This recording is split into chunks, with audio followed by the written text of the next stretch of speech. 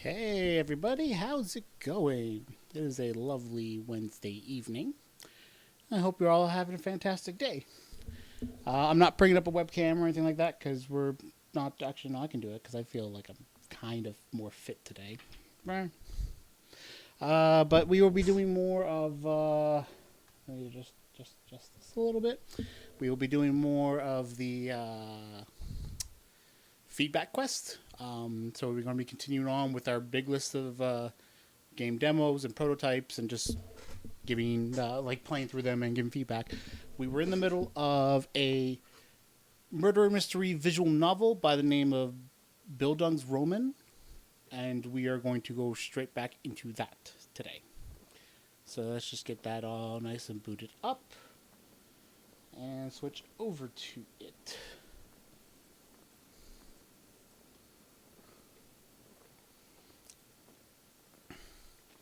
Now, when last we left off,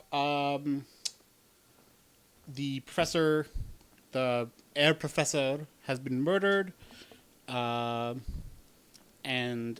the voted suspect was actually. Hang on, let me go in the game so I can actually read character names. Here we go.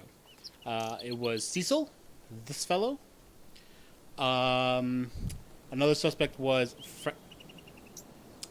Oh, my headset just died. One moment. My headset actually just died. I forgot the part where it needed to be charged. So, fixing that. There we go. He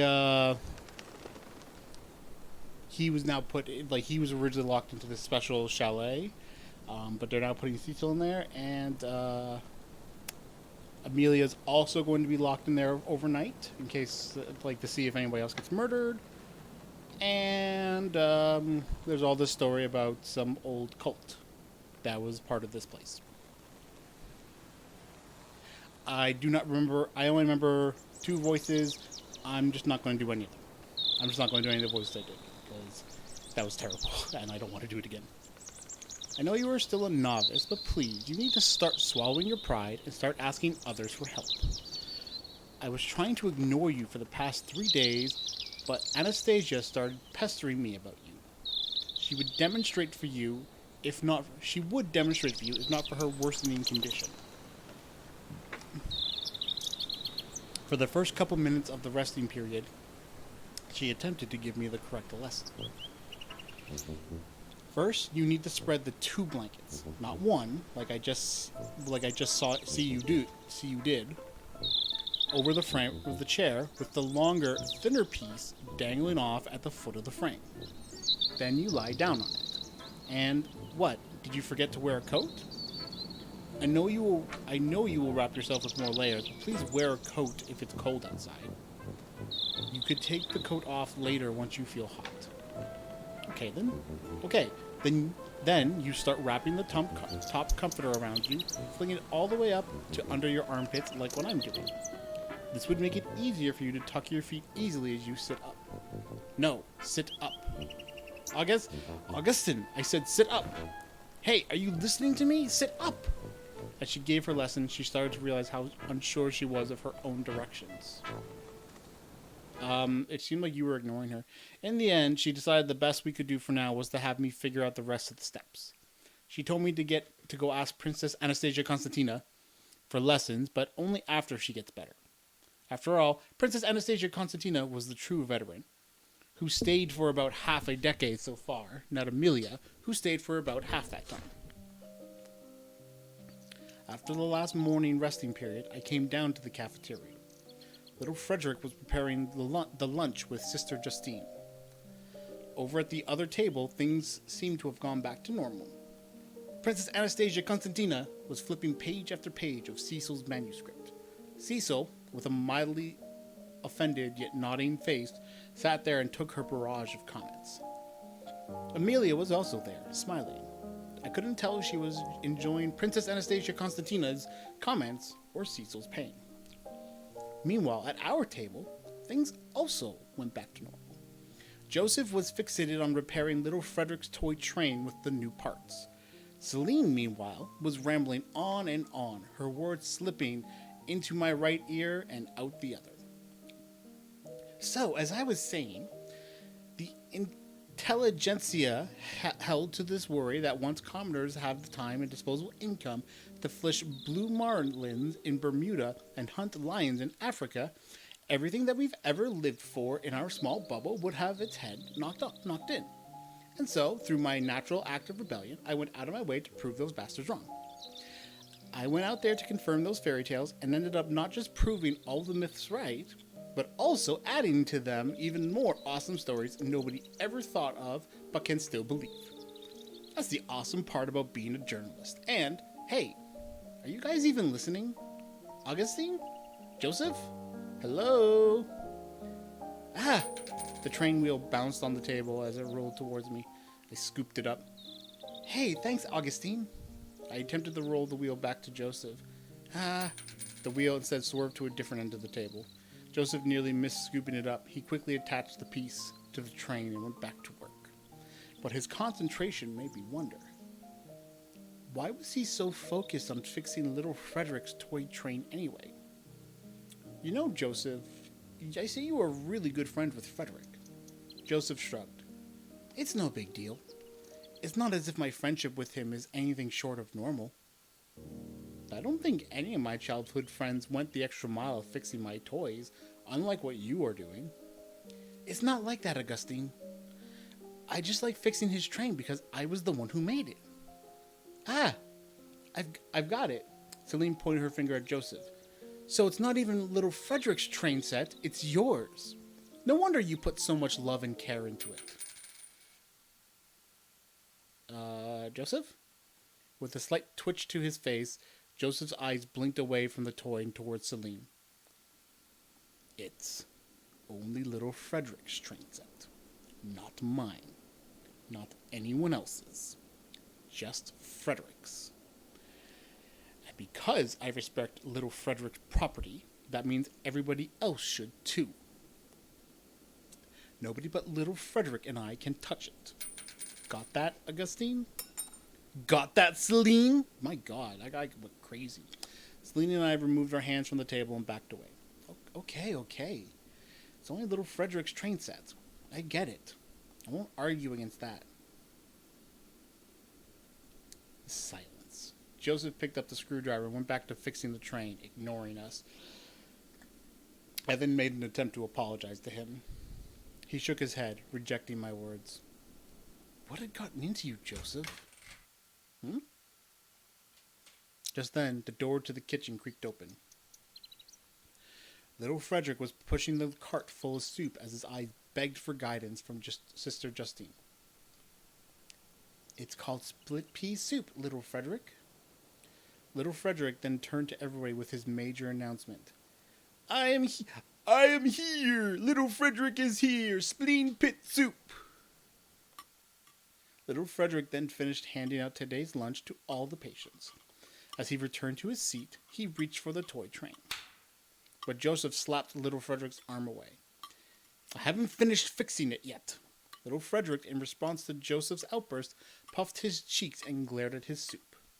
He believed he should anger Joseph the same way he angered Sister Justine, by staring at his meal with the absolute intention of not eating it.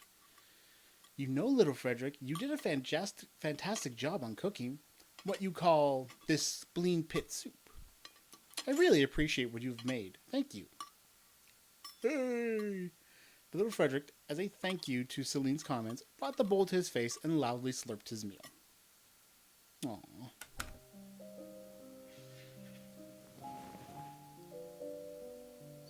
After lunch, we began another resting period, this time lasting from 1 to 3.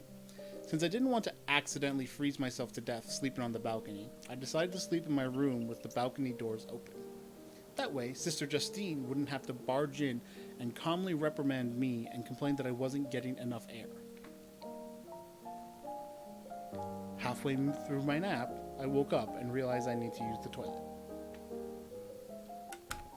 I went to the hallway to the nearest restroom, but it was occupied. As I waited for whoever was in there To finish, I heard the doctor's voice whispering next to the restroom in Sister Justine's room. So, to repeat again, remember for tonight, if you are able to find those letters, can you come by down and slide them? Can you come by down and slide them underneath the door? Then I heard Sister Justine's worried voice. Well, I don't know if I could. I didn't say you have to find them. I said if you are able to find them. Would you please be so kind as to send them to me? I hope you understand how dangerous this is, and I suggest you tread carefully. But we don't know if the culprit is in any way related to the blackmailer. I say there's a high chance that whoever the murderer is, he's also the son of a bitch who blackmailed us. Shh, please be quiet, Doctor. There's a patient waiting for the toilet outside. He might hear us. What? Suddenly, Sister Justine's door creaked open. I saw Dr. Adenoir's eyes prying straight at me. What do you want, boy? Spit it out. I jumped back. Nothing, Herr Doctor, nothing. Just waiting for the restroom. Dr. Adenoir did not hesitate to point his finger behind me. There's a toilet to your left, down the other end of the hall. Should be between room 313 and 317. Go there. He slammed the door.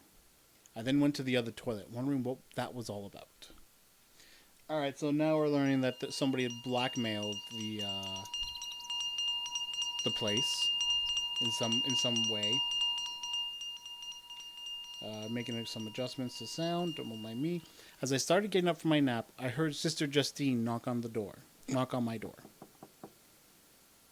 Hello, Augustine. Sorry for bothering you, but it's Tuesday. I need to wash everybody's thermometers today. Do you have yours ready? I forgot to take my temperature. I found my thermometer and placed it in my mouth. Sorry, Sister Justine, I haven't taken my temperature yet. Can you come by once you pick the others? Okay, no worries. I'll come back later. A while after I checked my fever, Sister Justine returned. I'll come back again with a clean thermometer before the end of the day. Is that all right? There's a little bit of funky translations I'm definitely noticing from this. I'm not going to fault that though. At around 3:15, Dr. Adenoir went around the sanatorium asking for assistance. If everyone here could help me shovel snow, the more the faster, the merrier. I would truly appreciate your effort. I was the only person to immediately volunteer. Almost everybody else promised to shovel at a later time. Please find it in your heart to give us female patients another hour, Herr Doctor. I would still like to rest with Anastasia after what happened this morning. We can start shoveling 4:15. Yes, I would like to wait an hour for an hour as well, maybe more.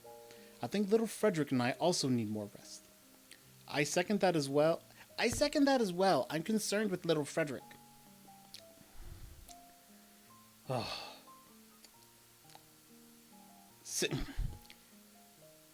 Same here. I'm still recovering. No, I can't. That's not. Same here. I can't do that, was it? Okay. Same here. I'm still recovering from seeing Herr Kaufmann's body. Almost everyone decided to start shoveling after 4:15 p.m. Sister Juliet was the only person who refused to shovel at all. The events today made me weary and burdened. God commanded me to take it easy and rest. As I came downstairs, fully dressed in my coat, I saw Sister Juliet smoking in the library, staring into the mid-afternoon yellow sky, signifying indifference. As I stepped out into the open, I saw Herr Doctor waving at me from the tool shed. After I carefully stepped my way on his ready-made footprints, the doctor reached and patted me on the back. Ah, finally, a patient who, despite his illness, has a true appreciation for selfless hard work. Ha ha! The doctor handed me a shovel and pointed at the wooden cabin a couple of 100 feet away. A big chunk of snow from the roof fell onto the window boxes, shaking the flowers. It seems strange, doesn't it, old chap? Snow during the springtime? That's the Alps for you. In just one day, just out of the blue, the snow here can transform everything green into white. But let us not waste any our time. How about you start a path from the tools shed to that chalet over there? If you need me, I'll be digging the way from the sanatorium to the tools shed. All right, let us get started. Boop, boop. Since it was just Dr. Adenoir and I for the first 45 minutes, I was only able to shovel halfway to the chalet. I showed Dr. Adenoir the shabbily thin path I made so far. Surprisingly, he had let out a hearty laugh and patted me on the shoulder. That's more than enough for a lad like you. All right, how about you give yourself a break? Afterwards, we can get everyone else to hop in and lighten your burden. Ha ha!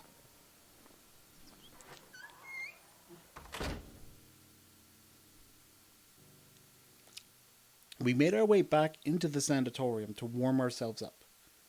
I didn't see the doctor in this good of a mood ever since we saw the body. I decided I should use his attitude to my advantage. Dr. Adenoir? Yes, my son? Would you mind if I ask a question concerning Herr Kaufmann's murder? The doctor flinched into a slight frown. Then his lips flipped back up again. Of course, old chap. I might as well award you for your hard work. All right, son, what do you wish to know? Well,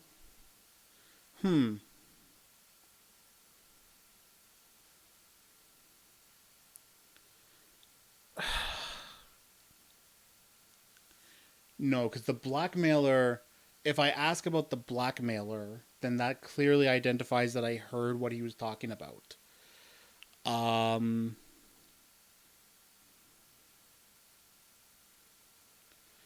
Probably, and like that'll probably piss him off. I'll go with this one. You explain how Frederick or Cecil could have gotten into the room. After all, if he has that strong of a hunch, he should also have that strong of a reason, right? But the reason is just because they've lacked alibis. Earlier today, you suspected Cecil and little Frederick the most. I wonder if there are other reasons you suspected them, aside from their lack of alibis. The doctor paused and wrinkled his nose. Then he sighed. I do not have any hard evidence why both men should be suspected. But I do have a hunch for Cecil. But not for little Frederick? Dr. Adenoir narrowed his eyes. If you promise not to tell anyone, I would be very happy to express my opinion. Sure, my lips are sealed. Dr. Adenoir relaxed his shoulders. Very well. To tell you the truth, aside from his lack of alibi, I have very little reason to suspect little Frederick. In fact, the reason I voted for little Frederick was that I believe he would not mind being locked in a room for the night. Other patients would be unruly, but not little Frederick. He knows Sister Justine would scold him once he complains or attempts to escape. So what is your hunch for Cecil then? Dr. Adenoir glanced behind his shoulders before whispering to me. I know what man Cecil is. Growing up, I used to be an unruly lad like him. I know he would take advantage of an opportunity if he could. If he isn't the murderer, he is at least a dangerous individual. Which is why I am glad I grew out of that precarious phase. What you see of me today is a very orderly gentleman. I'm like a tyrannical portly man. That's going to... I beg your pardon? Crap, did I think that out loud? Sorry, I said nothing now, Doctor. The doctor squinted at me. Then he forced a smile. Anywho, right now you should take your break, gain your energy, and reconvene with everyone 4:15. I will prepare the shovels in the meantime. Take care, old chap, and I will see you then. And I bet somebody's going to be dead now.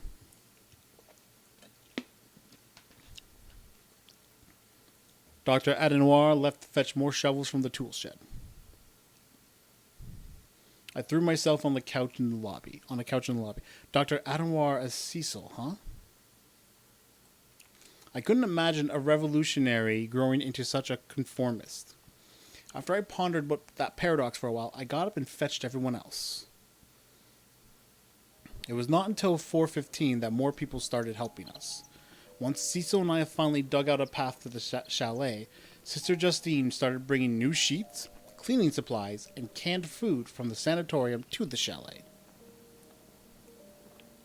At 5, we thought we were done shoveling. We all made a thin route to the chalet and to the tool shed. Wasn't that enough? Yet Dr. Adamar thought maybe we could do a little more. Since we had all done such a great job, he said he wouldn't mind if everybody could help widen the routes after dinner. All the patients and I groaned. All right, I'll let you all rest for 30 minutes after this dinner, then we'll resume. The time for dinner arrived. My table was silent for the most part. For our star gossiper, pardon me, I'm actually burping. Celine Ribiroles was still cooking with Sister Justine. Meanwhile, that was not... Good thing I didn't screw anything up. Meanwhile, Joseph was concentrated on fixing little Frederick's toy train while Frederick looked over. The next table over sat Anastasia and Cecil. Amelia still hadn't arrived yet. Don't be alarmed, Anastasia, but I'm going to arrive a little late for dinner. Dr. Adamar asked me to continue the path that I was shoveling. He wasn't satisfied with what I was physically able to do. I watched the noblewoman and the poet from a distance as they both went over the manuscript. I don't know why you hate rhyming so much, Cecil. I can't see how it could harm your epic poem. Oh, I'm not writing a children's book, am I, Anastasia? I think it is more crucial to focus on keeping my verses in iambic pentameter. Yeah. Iambic pentameter. I can see that, but I don't know how else to improve it. Right now, your poem shows that your only major influence is John Milton. I mean, look. Every first letter from this verse here to there altogether spells out Lobengula. That's clever, right? Milton did the same thing too. Acrostics are even common in medieval literature. Lobengula Khumalo is the last Zulu king before the British South Africa Company arrived. You know these verses are about the Irish proletariat. That's because I wanted to create a parallel between the Zulu people and the Irish. Yes, but nobody's going to understand that. In fact, the only verses I liked were the ones where you unintentionally rhymed. So you might as well just do that. You might as well do just that. I can point over 100 instances where you rhymed. Well, Anastasia, tell me where these rhymes are, and I will gladly take them out. Ow, what was the punch for? I'm not reading your poems anymore if you continue behaving like this. You always ask for my criticism just so you can reject them. Are you trying to annoy me? What? And thus, their positions flip-flopped. Instead of Princess Anastasia Constantina persuading Cecil to accept her comments, Cecil was begging her to continue her edits. I continued watching Cecil expressing his appreciation that a very important noblewoman such as herself was editing his very unimportant proletariat. My brain cannot pronounce it properly the first time. Proletariat poems. Proletariat. From a distance, the two looked like brother and sister. The difference between that one was a Rhodesian communist and the other a Russian noblewoman. Wait. Now that I think about it, how did the two become friends? I knew they were both Air Professor students. I knew they both liked classic literature. Aside from that, however, I couldn't believe a princess and a communist would put aside their class differences as easy as that. Boo! Ah! My hand was about to slap the person who blew into my ear. Then I realized who it was. Celine! What took you so long? She ignored my question and pushed the dish in front of me. She had already finished cooking and was about to finish up serving. In other words, Celine had served my dinner last. Stop being a voyeur, Augustine. Eat up. This will stave off your loneliness. Wow, thanks, Celine. You know, I was starving. I then started picking at my potatoes. But, I let the fork drop on my plate.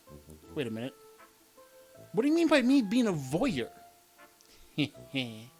It's obvious, but there's no shame in staring, Augustine.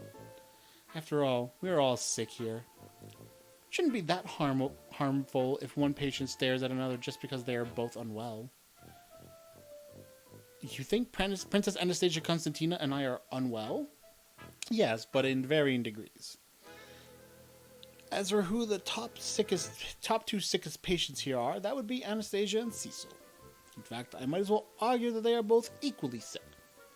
Huh. I didn't think about their friendship like that. Thanks, Celine. I then went back to chewing. None of that dialogue made any sense to me.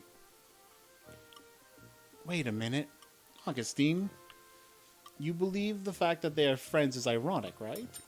I let the knife drop on my plate. What? You were confused as to how a communist and a noblewoman became friends, right? Right? I sighed. If you accuse me of being too judgmental, you've got me. But it just doesn't make sense. What about you, Celine? Do you know how they became friends? Celine scratched the back of her neck. Well, yeah. But I'd rather you ask Anastasia than me. Oh, so you have no shame in gossiping about every patient here but her? I don't feel like I should argue with you, Augustine. Anastasia is my friend. She trusts me with her secrets, but I'm not sure if she trusts you. It's better you ask her. Wow. That is the most honest statement I heard from you, Celine. Thanks for the comment, Augustine. Keep this up, and you'll start acting like Amelia in no time. Whatever that means. I stood up while holding my lukewarm tea and made my way to their table. But just as Cecil was about to start begging on his knees for Anastasia... Whoopsie! What just happened? A hand forced my back, and I stumbled. What the hell? My cup drenched Cecil's trousers. Oh God, I'm so sorry, Cecil. But Cecil wasn't looking at me, but instead over my shoulder. Celine! What did you do that for? Celine, with one hand approaching the cafeteria exit, feigned ignorance. Huh? Oh, look at you, Cecil. You're a big boy and you still wet your pants? Don't make fun of me. I saw you shove Augustine. Cecil then faced me. Celine pushed you, right? Please tell me I'm not insane. Celine is escaping. Huh? Cecil turned back just in time to see the door closing. Hey, get over here! Cecil then ran out of the cafeteria as he chased after Celine. Augustine, are you okay? Here, let me help you. As Princess Anastasia Constantina pulled on my wrist while I stood up, I finally realized why Celine had pushed me. She pushed me so that I would spill water onto Cecil. She removed Cecil from the room so that I could ask Princess Anastasia Constantina my question. Thank you, Princess Anastasia Constantina. Thank you. The annoyed face from before was gone. You don't have to thank me for handling such a small task, Augustine. I think it's Augustine, not Augustine. I should... Oh. Did she still remember the kiss from last night? No. I did not come here to ask that question. Anyway, Princess Anastasia Constantina, now that Cecil's away, there's something I wish to ask. She responded with a look of curiosity. What is it, Augustine? Well, I'm curious about your relationship with Cecil. The little Russian let out there was a brief moment of like a blush. Like, Cecil is a married man. He loves his family. He would never abandon them, not even for a fragile noblewoman like me. I trust Cecil. Don't worry, Augustine. He is just a good friend. I turned away. I didn't mean it like that, Princess Anastasia Constantina. What I really want to know is how you became friends. I'm sure you realize what communism is, right? The Russian noblewoman gave a concerned look. Yes, I do know what it is. I do know that Cecil is a communist. Is there an issue with him being one? Well, you know how revolutionaries are in their countries. They tend to, I clicked my tongue and made a swiping motion over my neck. Do that to their kings' heads. Ha ha ha! What's a silly question? Of course, Cecil will never do anything like that. After all, to truly hate your king is to hate the soil your parents, grandparents, and great-grandparents tended to. So you don't think Cecil believes in that philosophy? I think Cecil believes in his own philosophy. I don't understand. What do you mean, Augustin? I mean, I don't understand how you became friends with a communist. Especially since communists want people like you dead. Ah! Princess Anastasia and Constantine nodded. I understand now. She paused for a while before answering. Before I had met Cecil, I thought revolutionaries would only wish to destroy their homeland.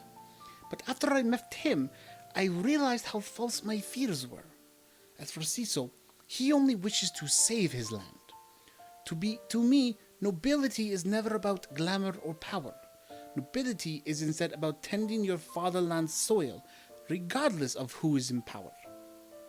In fact, I will even go out of my way to say that my friend, Cecil Rhodes Smith, is at heart a true nobleman. A true nobleman? A communist who might as well be a nobleman. Huh? As I was pondering the paradox, our said true nobleman then entered the scene. Cecil was drenched in wetness, melting snow, and anger. Cecil made his way to the table and sat down on his seat. He took his fork and aggressively chewed on his potatoes. Just then, Amelia closed the door behind her. You should have let me know that Celine was the aggressor. He slammed his fork.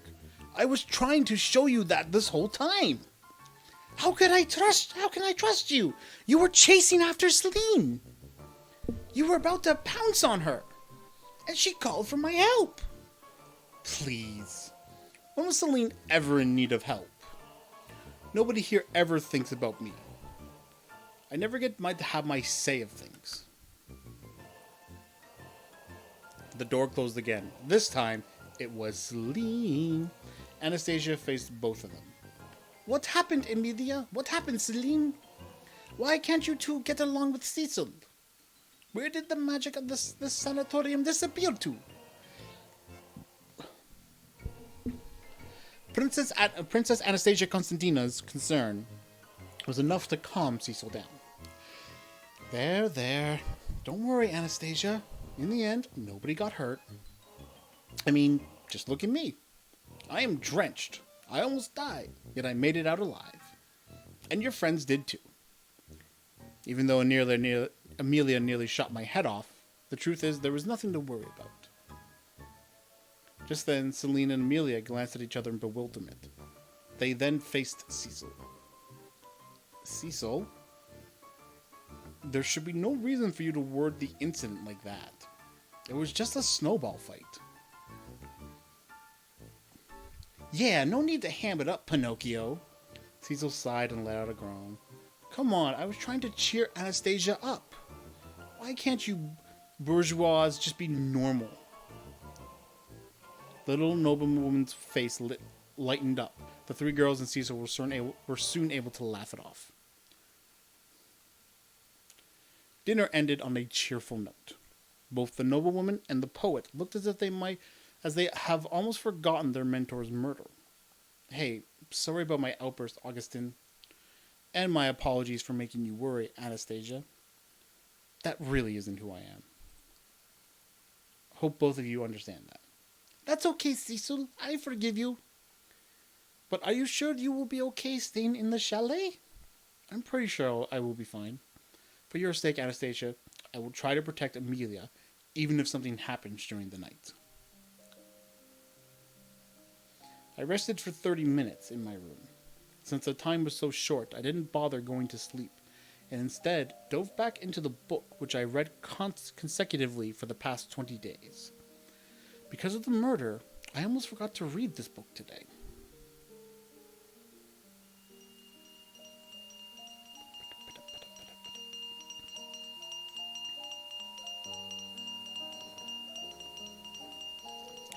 I didn't have much energy left to shovel more snow.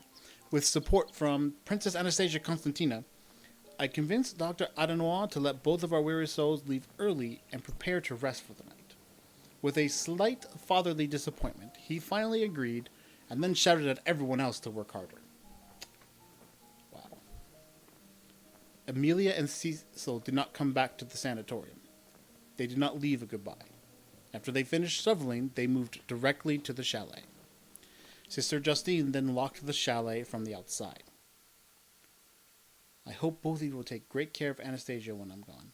Especially you, Augustine. I don't think you realize how easy it is for her to come to harm.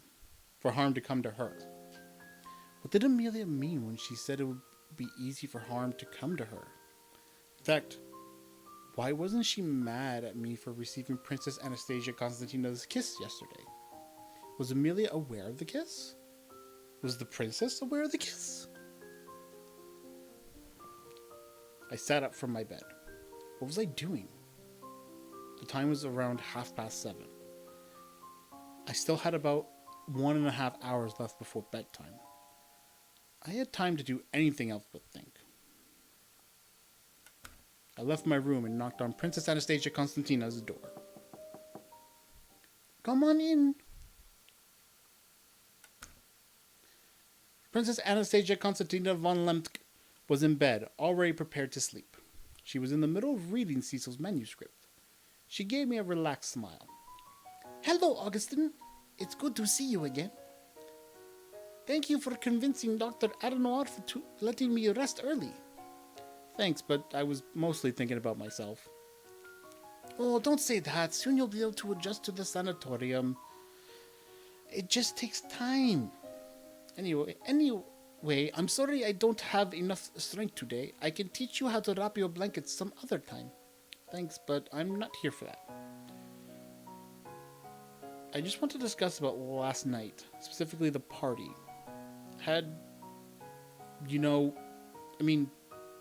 Did we... I couldn't... oh my god, I couldn't finish my sentence before the little Russian turned tomato red. It doesn't count! The kiss shouldn't count! It wasn't on the lips! Then she gave a sigh and laughed. Don't worry, Augustine, you didn't steal my first kiss. I'm sure of that. I turned away. Then I tried to steer the conversation.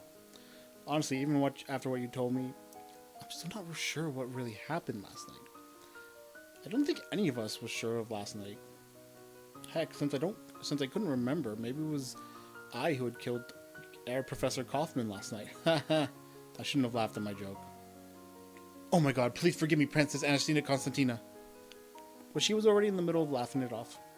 Princess Anastasia Constantina was already in a good mood. It's fine, Augustine. It's fine, really. And please drop the formalities. It's beginning to get on my nerves. Right, sorry about that, Anastasia Constantina. And please drop the apologies. You can also just call me Anastasia. Right. Thank you, Anastasia. Anyway, you are a novice to this sanatorium, right? So how was your first week in this place? If you, of course, ignore Herr Professor's departure. Especially with your experience of the sanatorium's magic. Somehow the word magic brought to me the thoughts that had occupied my mind until the discovery of Professor Kaufman's murder. Magic. The rocks I had skipped in Oran. The wheaten couscous with haricot beans. The stamps from the Exposition Universelle of 1889. I should have told her what I felt the sanatorium was to me. I should have told her how the alpine mountaintops reminded me of my grandmother, and how she wove the snowstorm which blanketed her village. I should have told her how all the patients here, including Anastasia herself, reminded me of the only friends I had gained in recesses, lunches, and afternoon walks of my youth, and lost to the cliff tops, seas, and midnights of my adulthood. I should have told her how the ocean waves of the city of Jujubes and the waterfall roars of the city of Bridges mingled in my mind with the bell jingles of the sanatorium mornings. I should have told her how the circus in Magdeburg and the party last night had galvanized my phantasmagorical wonder outwards, out from the blurry crevices of my childhood and into reality. The reality which I thought was cold, reasonable, and indifferent, but instead melted into arabesque dances of hallway carpets and salon wallpapers. But I didn't say any of that. I didn't wish to reveal who I truly was. Not now. Not yet. Instead, I gave up my half-hearted response. I felt like the last 5 days were in fact 5 years. At first it was spring, but just over one night it's winter. I should have picked some flowers before the snowstorm. Anastasia's face lit up. I have some recently picked flowers if you like. If you go to the English section of my bookshelf, they should be pressed in 3 books. Edgar Allan Poe's Tales of Mystery and Imagination, Charles Dickens' Barnaby Rouge, and Cecil Rhodes Smith's Sad Boys. I didn't know Cecil's a published author. He's actually a published poet, which means he was only able to publish 50 copies of his book.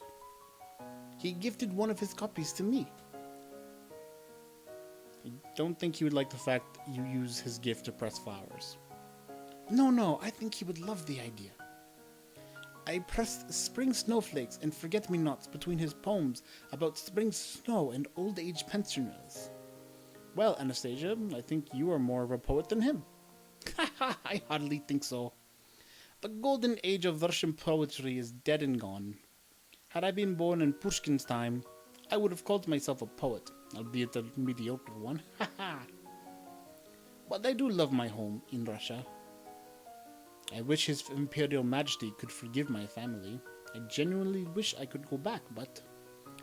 Then Anastasia tilted her head, giving me a curious look. By the way, what do you think of Cecil Rhodes Smith?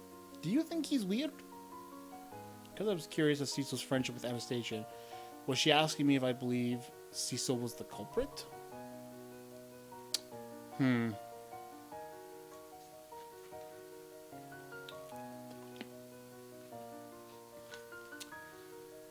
Honestly, I feel like I don't feel like the clues point to him, but because we have like little to no information right now. No, I don't think Cecil killed Herr Professor Kaufman. Like you've said, poets wouldn't do those kinds of things. Oh wait, he's also a communist.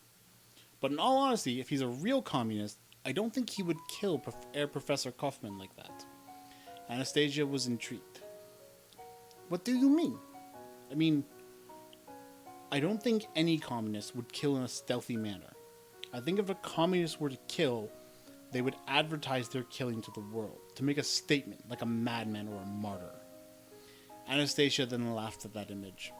That was exactly what Herr Professor Kaufman believed Cecil was. The potential to become a saint, to become like the rest of the great Eternals. She then lowered her eyes. Professor Kaufman also believed I had potential too. He told me I could become a saint, a martyr, a princess longing for her homeland, perishing before ever touching it, yet has the will to power of reaching it. But, she took a breath, I have yet to see myself this way. However, I loved his image of both Cecil and I as two of many archetypes of Don Quixote, that valiant knight who loved his fatherland. Oh no.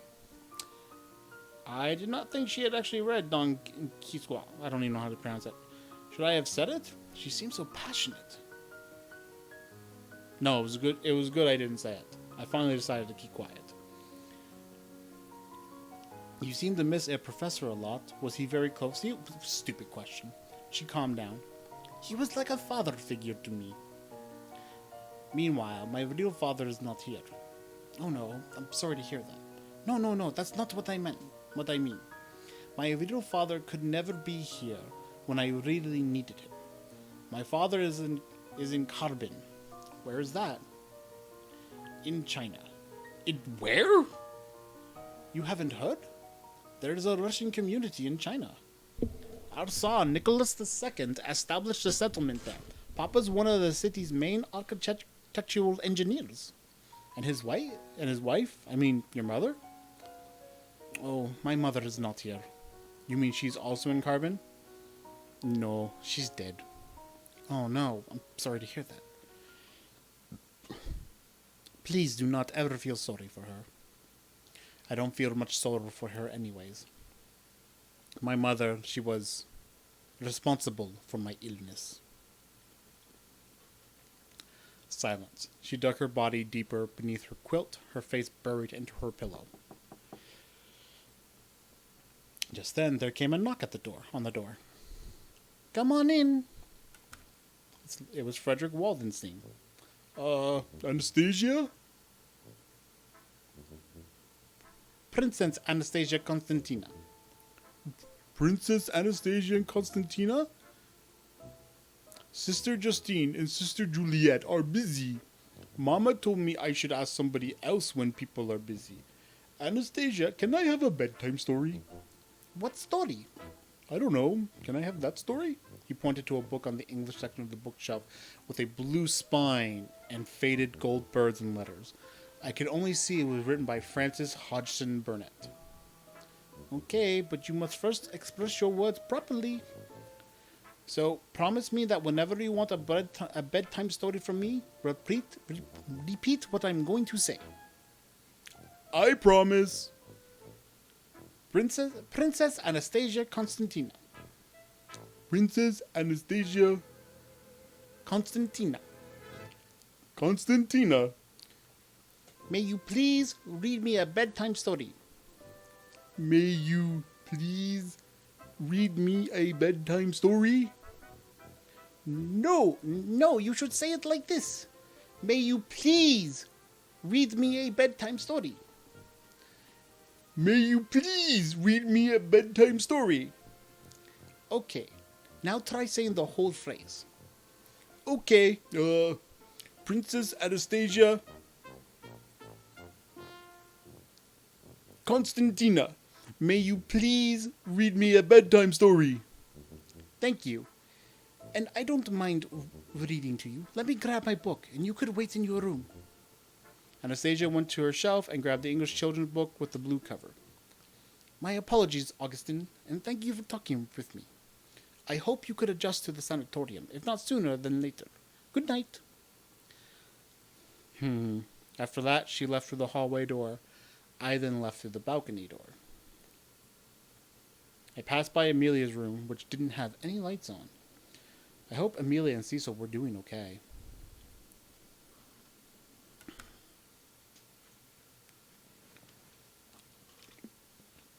I laid on my bed for a while until 8:15, when Sister Justine knocked on my door. Here's a newly washed thermometer. Please remember to take your temperature when you wake up the next morning. I didn't know when I fell asleep, but I felt my eyes close around 9:15. So ended the first day of a soon-to-be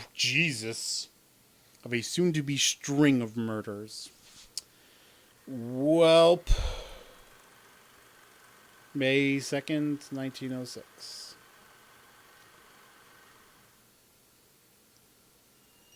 I just realized this is probably, like, I get a feeling this is probably one of the longest games here in the feedback quest. The bells failed to wake me up. Instead, the noises from the room next door did.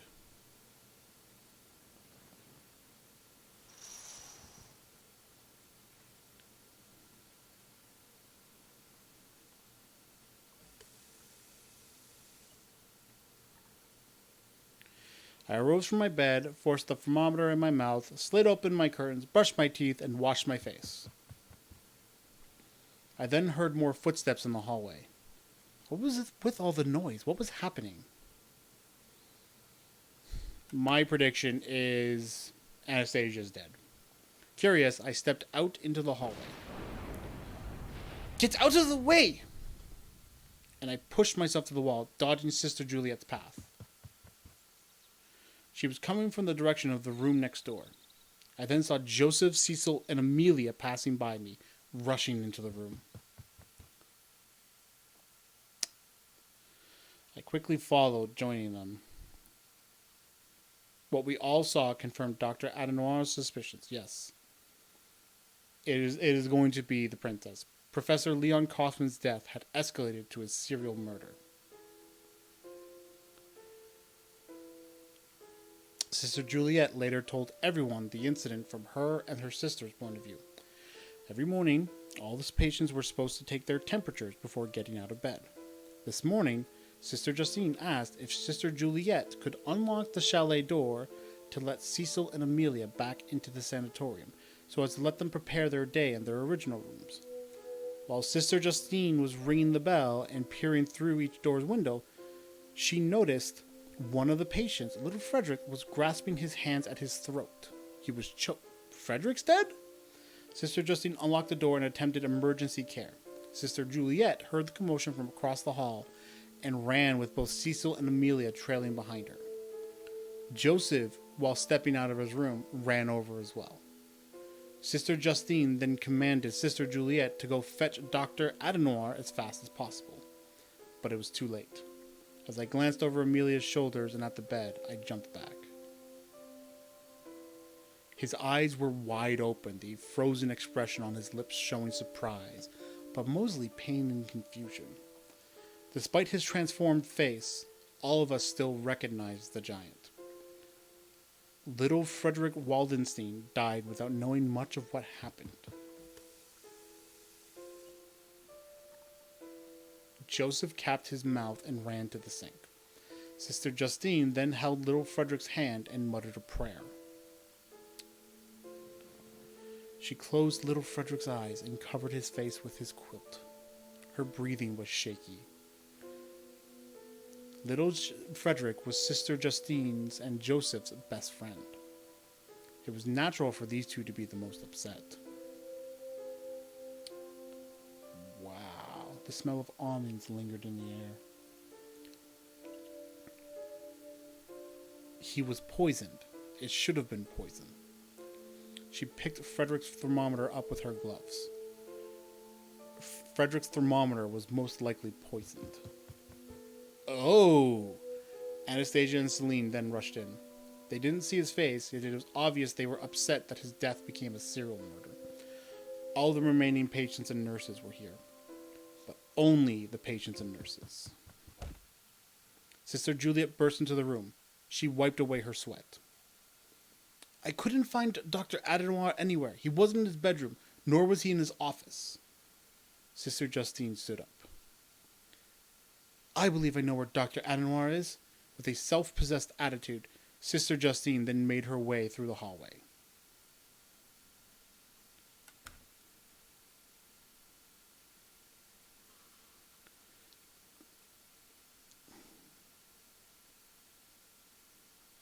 We all followed Sister Justine to the basement floor. She went to the easternmost locked door, which was the hallway that led to one of the basement storage rooms as well as the boiler room. Sister Justine sighed. I don't have my key. I gave mine to Dr. Adenoir. She turned to Sister Juliet. What about your key? Didn't Dr. Adenoir specifically ask for all our keys to this door? Obviously, I don't have my key. Yesterday, after the death of Leon Kaufman, Dr. Adenoir requested the only keys to this hallway from Juliet and Justine, so it was not surprising to find the door locked. This made it more certain that Dr. Adenoir was behind that door, behind this door. I know Dr. Adenoir wouldn't be happy, but we must break the door. Little Frederick? She buried her face in her hands. Oh, please, God, forgive my ignorance. She then turned to us. Augustine and Cecil, may you both find a way to break open this door? Before I said anything, Cecil ran up the grand staircase. Don't worry, I'm going to get something from the tool shed. As we all waited for him, I decided to peek into the keyhole. Despite the darkness, I was still able to perceive the hallway. I assumed the very end of the passage had the door to the boiler room. This meant the main light source came from the open storage room doors on the left. I stood up.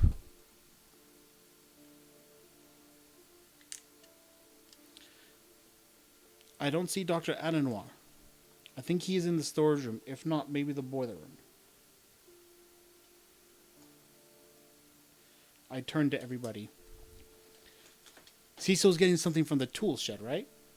I bet he's going to bring an axe.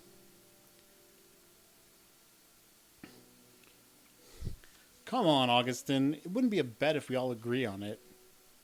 I'll bet nobody here agrees that Cecil will do the smart thing and bring a... I'll bet nobody here agrees that Cecil will do the smart thing and bring a crowbar instead.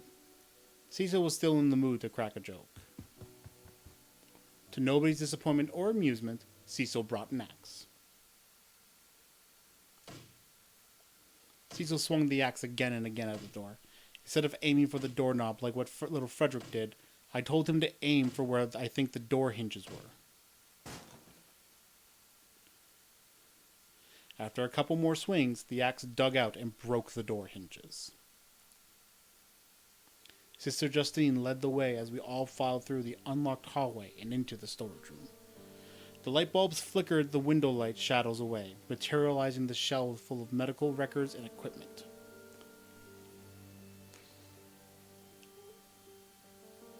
But what drew Sister Justine's attention wasn't what was supposed to be in the storage room, but what shouldn't be. On the floor in the corner of the room, there dumped a pair of trousers. Sister Justine turned white. We all ran over and took a closer look at the trousers. Then, with a sudden realization, she ran out of the storage and down to the boiler room. Aye! We quickly filed out of the storage room and into the boiler room towards the source of her scream. Stay back! Don't look at the body! Well, he did too. In our unanimous rebellion, we all looked and regretted our decisions.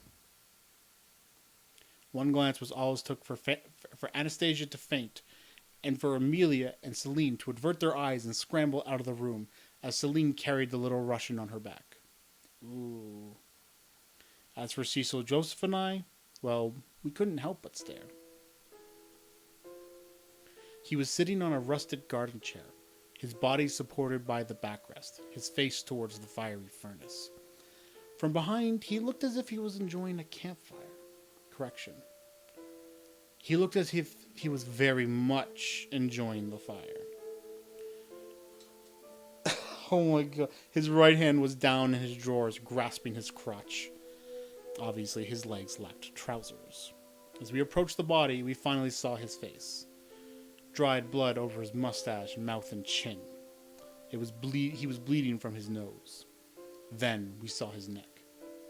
A belt tightened around his Adam's apple. Dr. Adenoir's body was found in the boiler room with his hand on his crotch, his belt around his neck, his trousers in the storage room, and blood below his nose. A decadent, gross end. Murdered while masturbating. Sister Juliet, in a rare occurrence, took control of the situation. Cecil, please take care of Sister Justine. Bring her to her bedroom. Make sure she stays in bed before you leave. Cecil nodded, then left the room with the pale Sister Justine. Then Sister Juliet turned to Joseph and me. As for you two, why don't both of you go pick the stretcher from the storage room and move the body to the morgue? Just a minute, Sister Juliet. Who dat? Oh, Amelia came back. We turned our heads to the voice. It was Emilio Balsamo. She had decided to return. My apologies, but why do you need to move the body now? Sister Juliet placed her hands on her hips. Because I need to do my job. If a patient dies naturally, we must move his body as soon as possible. Ah, but Dr. Adenoir wasn't a patient, and he didn't die naturally. And neither did Professor Kaufman. Sister Juliet clicked her tongue. You already know what I mean. I need to conduct an autopsy on him. I need to determine how he died. I know, but you can do that after we all take in the crime scene. We should all investigate before the body is moved. Sister Juliet sighed.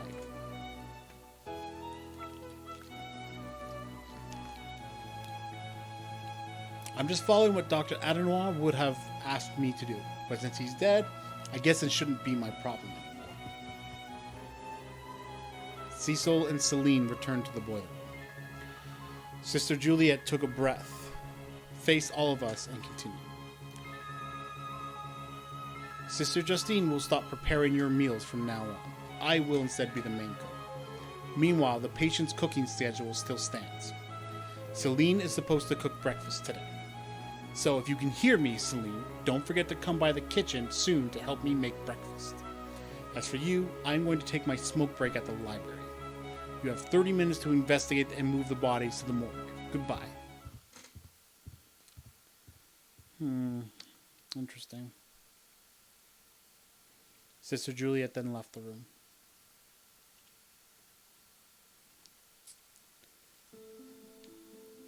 Emilia Balsamo promised Sister Juliet that we would all investigate the scene, but the truth was that only Emilia had investigated. Anastasia was still unconscious, her body lying on a worn-out sofa, her head resting on Celine's thighs. Celine, meanwhile, was playing with Anastasia's hair. Hang on, about to burp again. Joseph, Cecil, and I were standing around, breathing in the dust of the storage room. Amelia was running around, taking books off shelves, flipping through pages, putting them back in, rushing down to the boiler room, and peering inside the heating stove. She even rummaged through the trouser pockets and found 2 keys. Joseph's eyes widened. The nurse's keys! The only keys to the basement hallway! The murderer killed Dr. Adenoir in a locked room. Meanwhile, Cecil was more annoyed than impressed.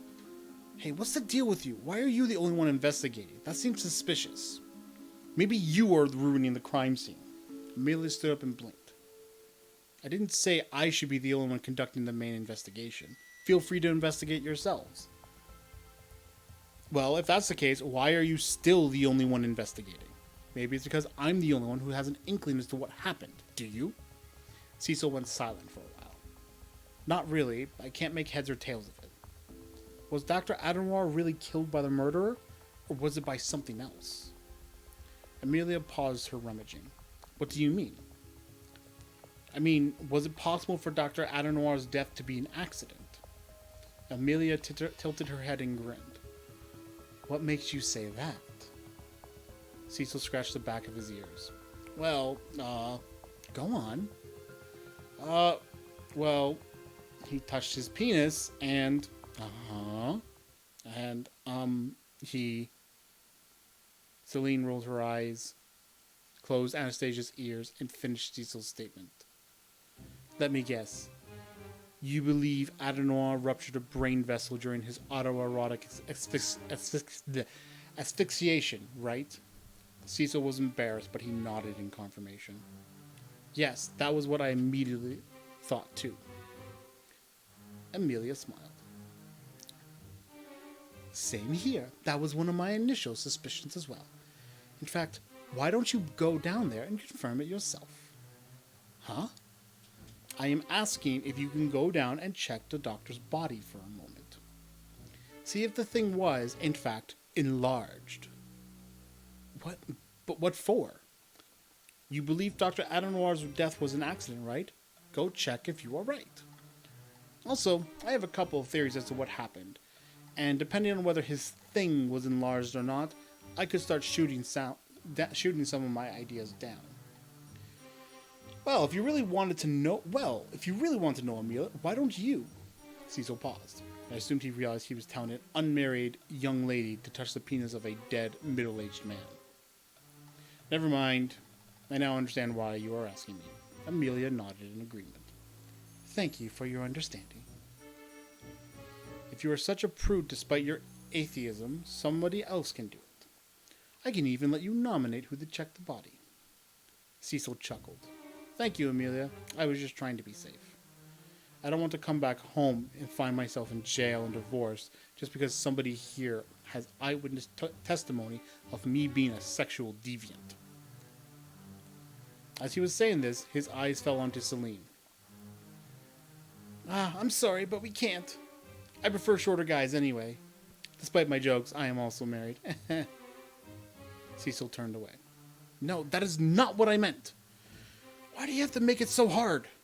Just as he said this, his eyes fell onto resting Anastasia. If you dare suggest Anastasia, I will become your murderer. That's not what I mean, Amelia. Why can't you girls be normal? His eyes then glossed over me and onto Joseph. Joseph sighed. He seemed to have accepted his fate. I don't see what the big deal is. It's just a dead body. He then turned to Amelia. I'll take the task. Do I need to say how long? This was the first time I had seen the effortlessly stoic Amelia expending effort to keep a straight face. I wasn't thinking that, but please do report it. I don't know when I need it, but it might be helpful in the future. And so Joseph nodded and journeyed down through the deep, dark cavern to find the dragon. Oh my god, that wording. After 3 minutes, Joseph appeared in the doorway. Please don't close the door, Joseph. But he didn't hear Amelia and closed it anyway. She rubbed the area between her eyes. Was it enlarged? Yes. And how long was it? 15 centimeters. Thank you, Joseph. And please don't forget to wash your hands before breakfast. I promise you will never have to do that again. But now that you've told me, I can finally shoot most of my theories down. Then she turned to everyone. I don't think I have all the pieces together to conclude how the murder happened, but I can cautiously guarantee that it was a murder. In fact, I believe it would be very strange for the doctor to do his business in front of the heating stove in the middle of the night. Celine rebutted. Well, if you think it's so strange, you obviously don't understand men. Then let me rephrase what I mean. I mean it would be strange for Dr. Adamar to do his business while burning the pages from these diagnostics manuals. She laid her fingers on several books on the shelf. And how do you know he burned those pages? It was obvious. There was dust on every bookshelf in the room except this one. How is that strange? Maybe the doctor recently read the books for his work. I couldn't think of a reason for the Dr. Adamar to come down here and browse severely outdated diagnostic manuals. You could also see the pages in the heating stove. If you carefully peer into the flames, you could see the charred remains of ink and paper. Also, I have a clue as to which pages were burned. She flipped through the diagnostic manual in her hand, which was from the year 1900. 3 leaves are missing from every diagnostic manual from 1985 until 1905. 1 in the table of contents, 1 in the middle of the book, and 1 in the index. And it is always those 3 exact leaves. Also, do you know what was written on those 3 exact leaves? Disorders which start with the letters BS, BT, BU, BV, and BW. Just then, Cecil butted in. Come on, Amelia, what are you trying to imply? I'm implying nothing. I'm just showing all of you what I found. You might be showing what changes you've made to the crime scene, shifting our focus away from the murder. I'm not arguing against that. You are free to believe whatever you want. I'm just here to be helpful. Helpful? This has nothing to do with the murder. I'm not so sure of that. I know you believe Dr. Adamar's murder has something to do with these missing pages. Cecil paused to collect his thoughts. Are you implying that the murderer killed Dr. Adamar and burned these pages? Are you saying there was a specific disorder which got mixed up in the murder as well? Like I said, I'm just showing you what I found. So, what you are saying is that you have no clue as to how Dr. Adenoir was killed. I do not have a definite answer. Do you? Not at all. But how do you know it was a murder and not a brain aneurysm? Well, that I can at least explain. When I went down to the heating stove to check the pages, I also noticed something missing from the body. His handkerchiefs. He was still in his doctor's uniform, and his handkerchiefs were missing. Doctors work with handkerchiefs. The murderer didn't kill the doctor here, but instead somewhere else and wiped the area of the blood with his handkerchief. Then they threw it in the furnace. And yet you don't know how he was killed? Amelia looked away from Cecil. I have many ideas, but none stood out as definitive. She turned to the rest of us. If any of you know something, say it. Any data would be very helpful. I'm actually curious now about who the hell this murderer is.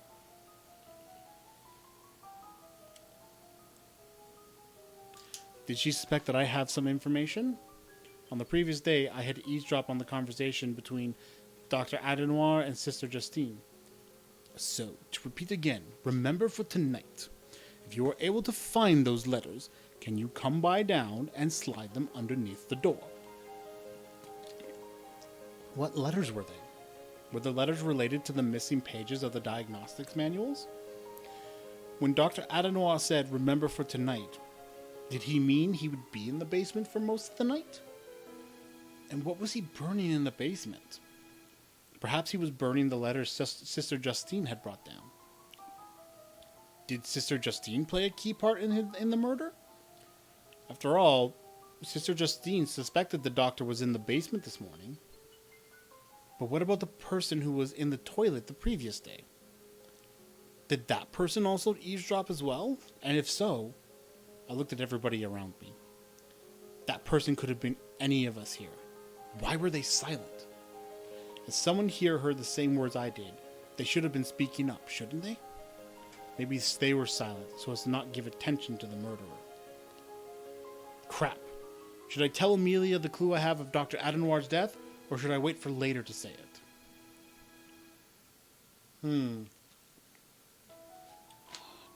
Interesting question.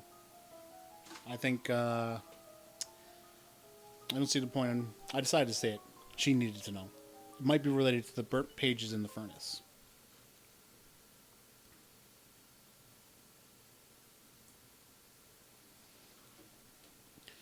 Yes, Amelia, I do believe I know something about why Dr. Adenoir was in the basement last night. All the eyes in the room turned towards me. Go on. I took a deep breath, then began stating my suspicion. Well, yesterday, during one of our resting periods, I was heading to the restroom near Sister Justine's room when suddenly I heard... My apologies, Augustin, but which resting period was this? Oh, it was the third resting period yesterday. The rest which lasted from 1 to 3. Amelia pondered my statement for a short while. But I didn't see you resting at the balcony. Were you instead in your room? Well, yeah. It was too cold and I wasn't willing to stay out there without knowing how to wrap my blankets. And the rest was 2 hours. I couldn't just sit like that in the cold yet. That was not why I was curious. I have no reason to doubt your story yet. If you were stuck in your room the entire period, this would have meant I would not be able to find you when you left for the restroom. Really? Well, how would you normally find out? That would be easy. If you stayed at the balcony for most of the period and you were absent from your chair at a certain time, I could easily assume you went to the restroom then. But apologies for interrupting you, Augustin. What did you hear once you went to the restroom? Well, I didn't actually use the toilet. Somebody else beat me to it. While I was waiting for the person to finish, I heard Dr. Adenoir asking Sister Justine a favor. He said she should come down later that night and slip her letters underneath the door. Dr. Adenauer believed the murderer might be their blackmailer, so the letters might have been what the blackmailer threatened them with. From my guess as to what happened, Dr. Adenauer locked himself in the basement and burned the letters he received from Sister Justine. He burned them in the furnace here. Afterwards, the murderer somehow got through the lock and killed Dr. Adenauer. But I shouldn't be the one saying this. In fact, I was hoping someone else in this room might come forward first. After all, if they were in the restroom next door, they should have also heard their conversation. Whoever was in the restroom have no reason to stay silent now. Except you are wrong, Augustine. Of course, the person who was in the restroom would stay silent. Because that person is the murderer. What? Everybody turned to the voice. Anastasia was already awake from her rest. Emilia, did you figure out who killed Dr. Adenauer and little Frederick and Herr Kaufmann? Emilia returned Anastasia's excitement with a satisfied smile. Thanks to Augustine, I have been able to narrow down the number to 3. No, 2 suspects just now. And yet what? Are you not ready to tell us yet? I'm sorry, everyone, but please give me some time to mull everything over, which means she's going to now die next. I will let all of you know my official judgment before the end of breakfast. She either is the murderer, or she'll die next. And she probably will even die before... Oh, I guess that's the end of it for now. Oh. Okay. That was a very sudden end. Oh my gosh. I didn't expect that. To be continued. Okay. Sadly, I wanted to judge this on the logic that it would bring about. But sadly, I can't because of the fact that it doesn't go all the way. So let me look up information about this game. Christopher. Oh, no. I want to see improv. Let me look up this improv person.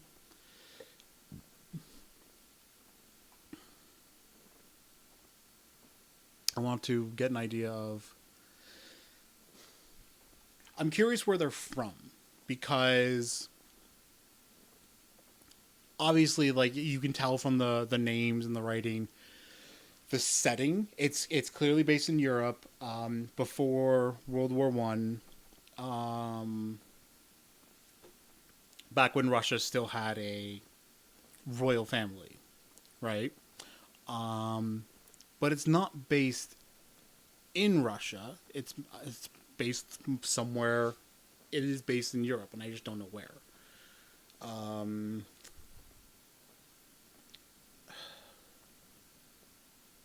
This one is really hard to judge because okay,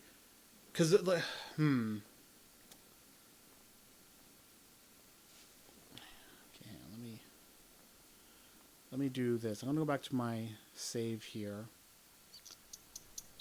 And I'm just going to go to characters. Because there is definitely one thing I want to comment on. And that is this fucking forehead. Like, oh my gosh. Nobody else... Like, they all have huge heads. But let's see, okay. Joseph is 23. What? No. How? Definitely, like, 49, and he looks like he's freaking, like, 70. So there's definitely something I could say about the art style. Like, the art doesn't match... Like, their ages don't match to how they look. Now, obviously, of course, I know... Because, like, Anastasia, Celine, and Amelia, and Juliet, and Justine... and Cecil all look like they're the same age, but they all look younger than what Joseph is. I mean, well, Joseph looks like a child. Frederick is probably the only one who makes any sense.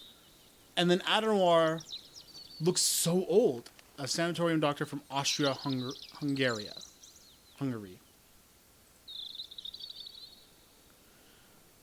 Okay. Alright, so since I can't judge on the story yet, complete.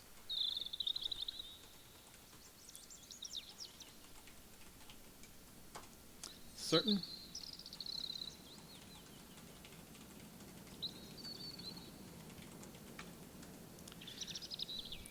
Because they say he's 24 and then Joseph is 23, but oh my god, look at the age difference. That makes no sense.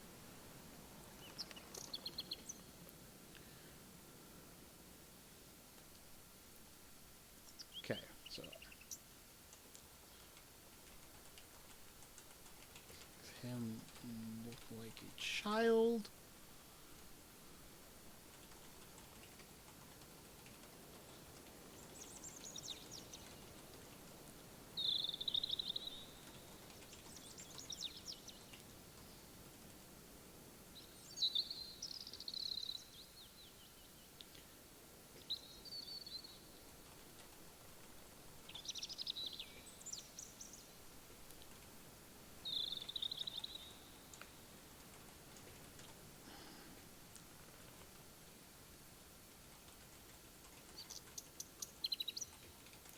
Translation, but some.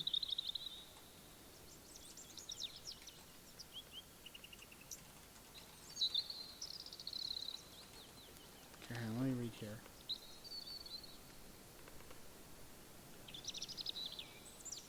Okay, no.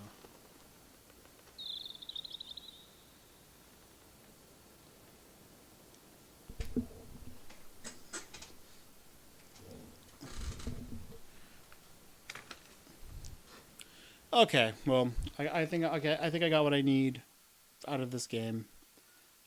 I'm kind of shocked at how just suddenly that ended.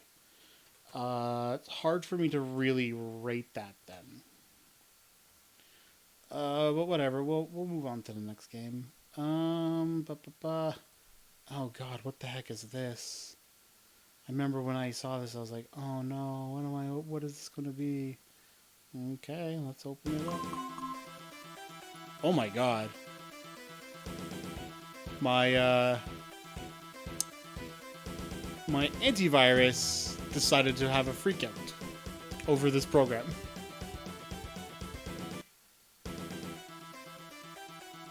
Okay, it seems to be better now. So let's open this up. Welcome to Chair Racing Simulator. Oh, this is another one of these two-player games? I hope it's not. There better be... Okay. Let's see. Oh, there is AI opponents. Okay, we'll do this.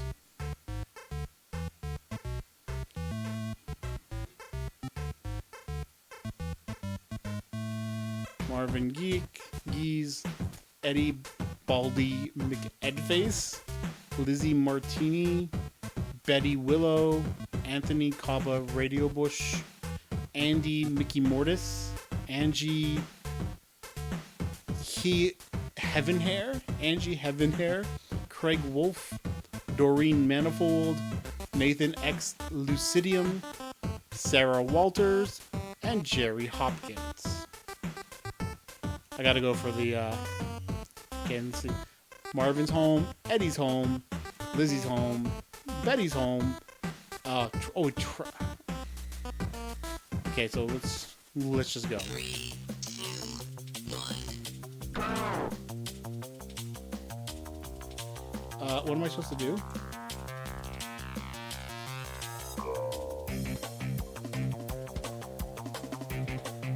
What is going on here?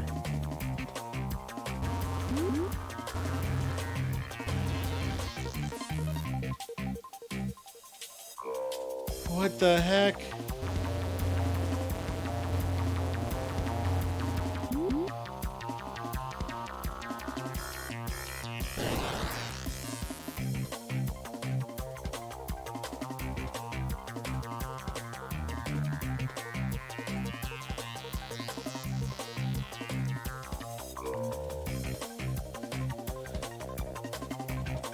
I have no idea where everybody else is right now.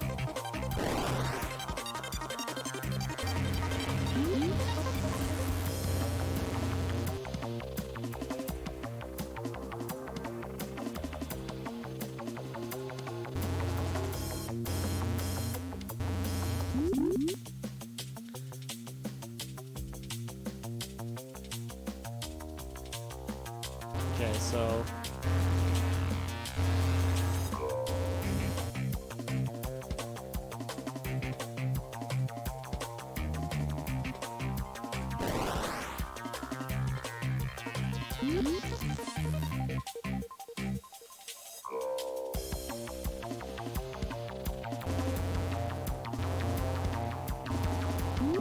I have no idea what any of these power-ups do. That's the problem.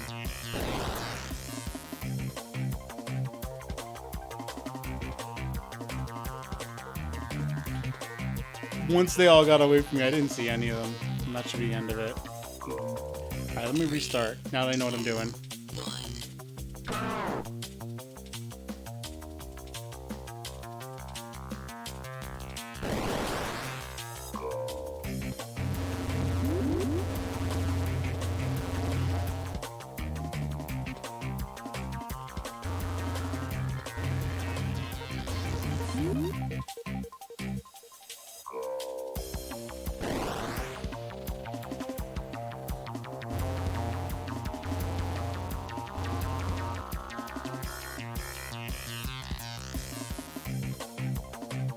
Okay, I can't hit enter again because that takes me off the chair.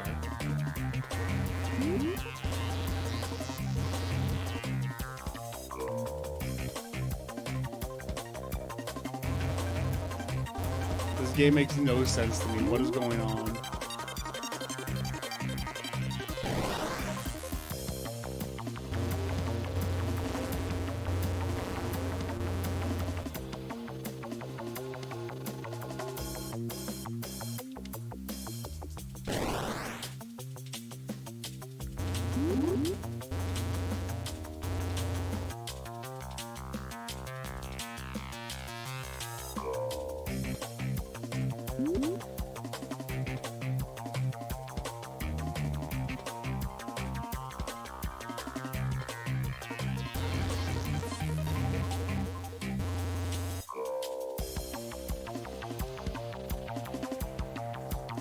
Okay, so hang on. I'm gonna experiment a bit.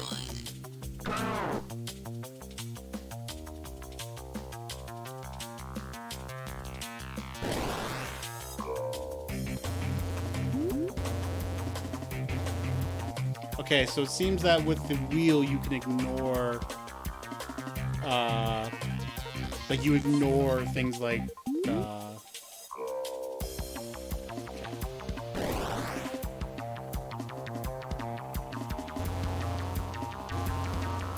so you can take them like a more direct route.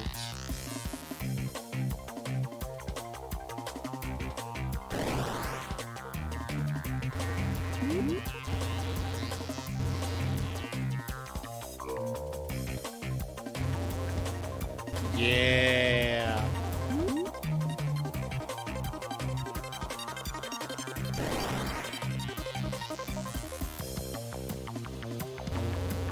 Okay, okay. I'm kind of getting it now. Oh, there's still one more lap. You know what? I think we're good. Let's go back to the title. Let's keep going with this. Let's try a different level. Let's try Eddie's. And I'm still going to go with the blue hair. Let's go, Lizzie Martini.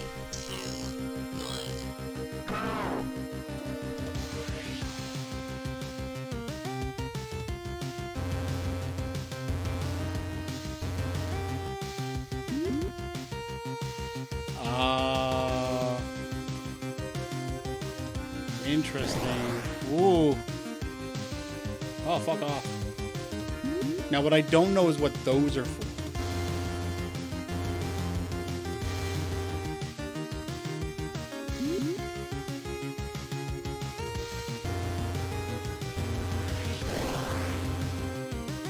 Oh my gosh, Jesus. It doesn't... It sadly does not give a good indication of direction. Like, there is the arrow, but that does not give you enough. Because you're not watching the arrow, you're watching the terrain.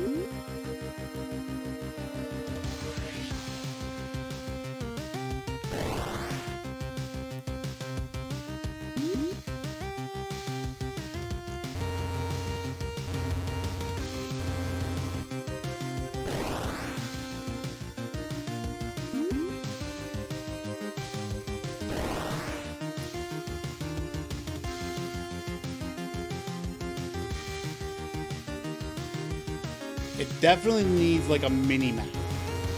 That's what it needs more than anything. Because a mini map would let you like see the entire direction of the place. This, like when during your first lap, you're basically relying on. Okay. Yes. I pretty much got enough on this as well. Fun. It plays how it looks. Chair racing simulator.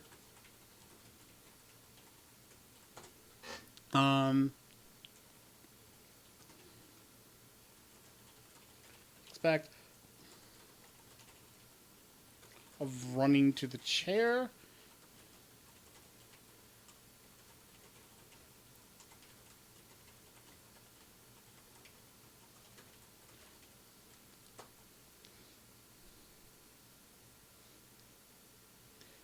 Needs explanation for different power-ups. Instead of an arrow,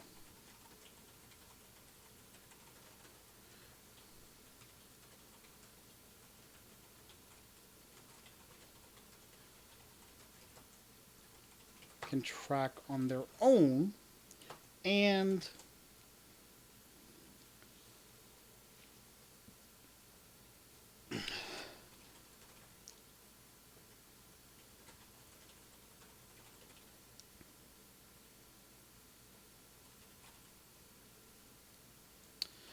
this is also going to be a 3.5 out of 5.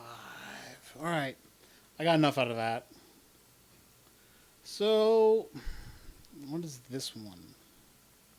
This one kind of scares me already. Just from the name. All right, let's get this bad boy in. Classroom Clash? Yes, Classroom Clash. Let me open up my file. Classroom Clash. There we go. All right. Oh no. What is this?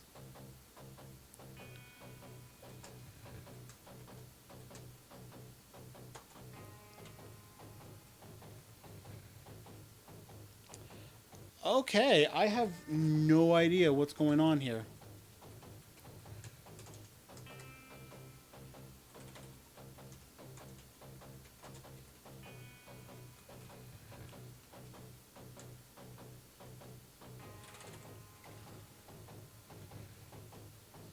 Okay, so 1, 2, 3, 4, 5, 6, 7, 8, 9, 10, 0.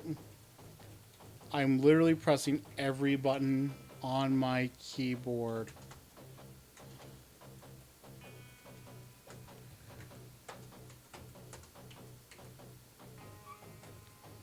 And none of them are doing anything.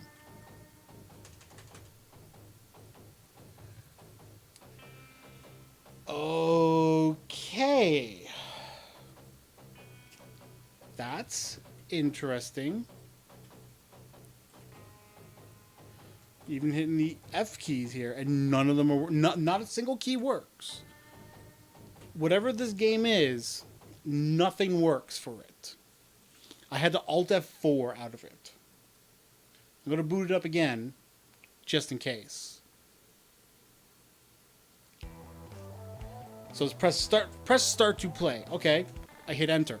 That's start.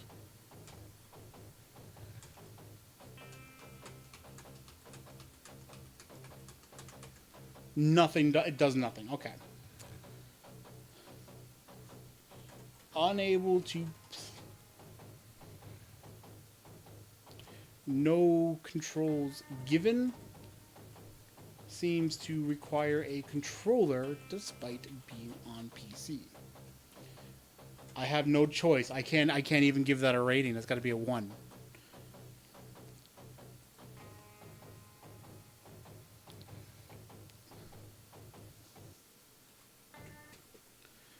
All right. Well, so much for that one. That was Classroom Clash. Whatever the heck that was supposed to be. This one is Commander Tiberius Troubleson. The next one. Whoa. What? Whoa, hang on. Is there like a... Did this guy like... Oh no, they're here now. That was weird. Why were they not there? Alright, hang on a sec. Bringing up this new game. This one is called Commander Tiberius. Where'd it go? Okay, apparently it did not like me doing that. So now I'm going to just force the game to close. I'm going to open it again. And there we go. And I'm going to wait for it to appear. Oh, it's not. Oh. Okay. Okay, no, there it is. That was weird. Oh my gosh. It, like, froze when I went to start it up. Okay, so hang on. Options. Window. There we go. I don't want that windowed. Keybinds. Left shift space. LNER. LNER. That is kind of a weird setup.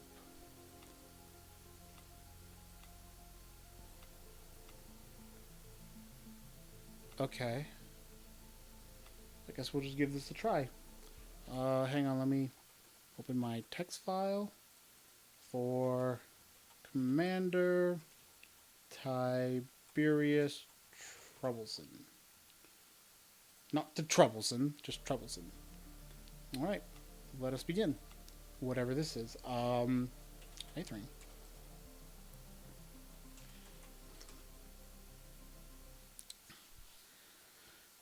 Alright, what's going on?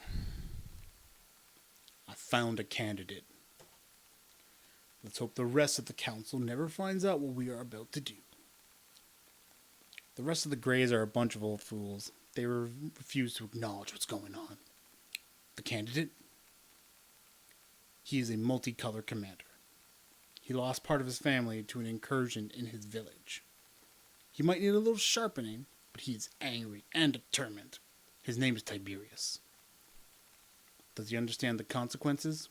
Yeah, he understands. Very well then. You give him the amulet. I'll set up the stones and help him as much as I can. What is it? I'm still unsure it's really him. I was there the day he died. And we can't keep having this argument over and over. It's him. It cannot be denied any longer. Tanavar has returned, and we need to deal with him now before it's too late. Okay.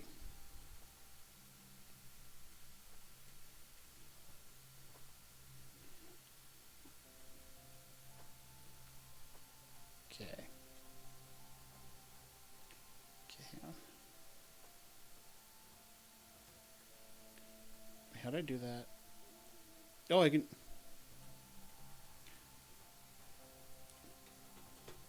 Oh, it's like... Oh. You get like... Okay.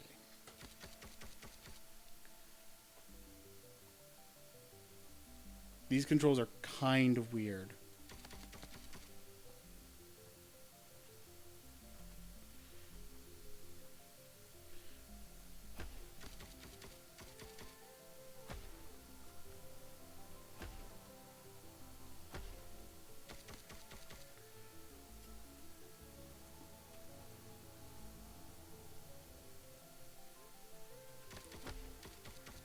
Meanwhile, I can't even hear anything.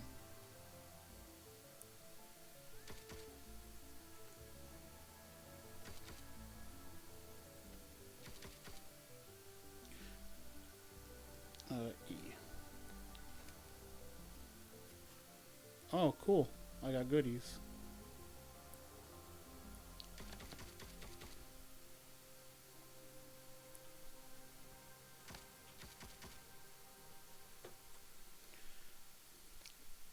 It's also very weird that J is the jump, but not space. Normally, space would be the button to press the jump.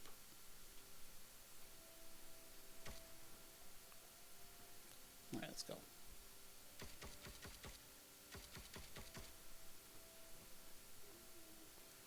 Okay, I get there from up there, I guess.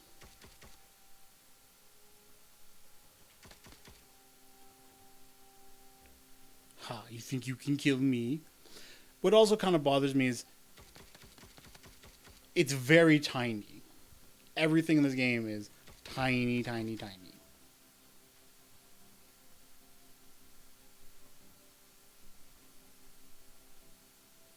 Go away, slug. There we go. Oh my gosh, he jumped over. Wasn't expecting that.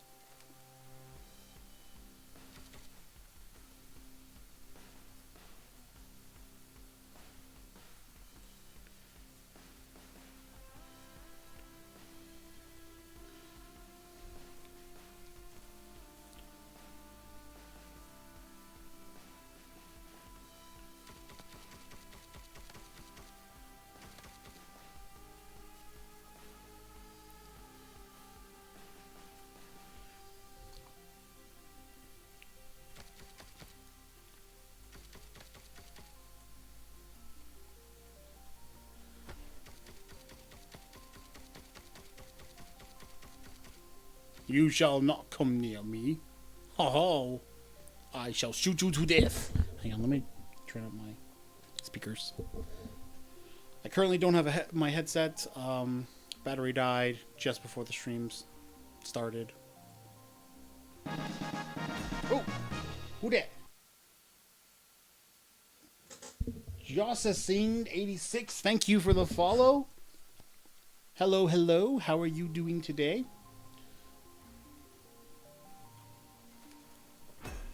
Oh, poison missiles. Okay. Invoke what the heck? Give me a bunch of stuff all at once. What's going on? What's going on here? Spells. L and N. R to edit your arsenal. Okay. This is a common spell used by green commanders in combat. It was developed together with the poison missile spell. A very common spell used by green commanders. It is known that this spell was created later than its red and blue counterpart. Its root can be traced back to the area near the shallows where the poison plant used to craft it can be found. They used to be so friendly. Okay, so I guess we'll do that and that. Not that I know what any of this is doing. Let's see. Okay, that's kind of pointless. It seems cool, but it's like, I can just shoot. I can just shoot. Give me the goodies.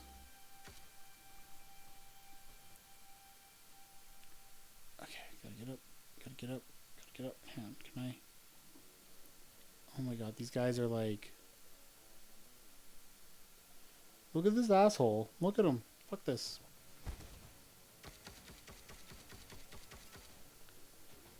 freaking guy just like, I'm just gonna stand here like a derp derp. Like, screw you, dude. Let me in.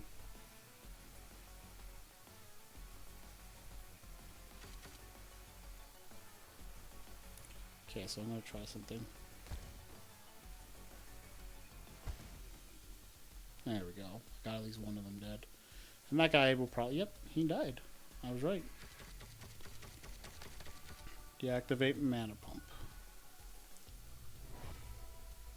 Cool, I did a thing. What'd I do? Oh, wrong button.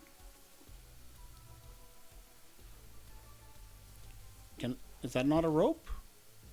Oh, because I'm pressing...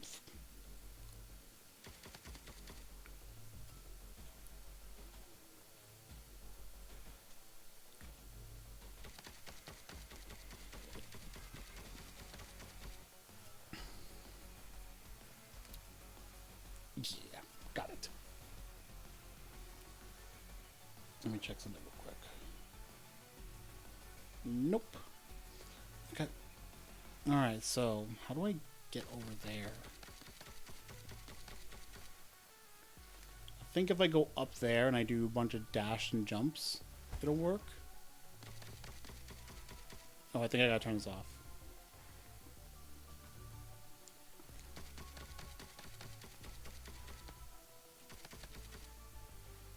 There we go. Yeah, and that'll probably stop all those enemies from... Oh, jeez, more! What the fuck? I thought that would stop them from spawning, but apparently not.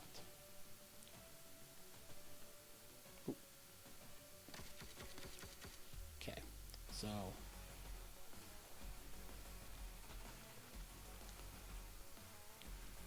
That plan did not work.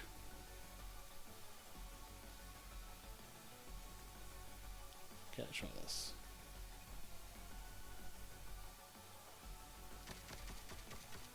Well, that gets me here, but how do you get up there?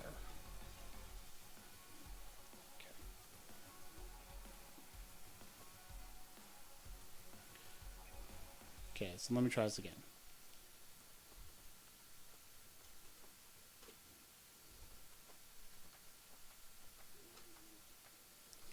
Okay.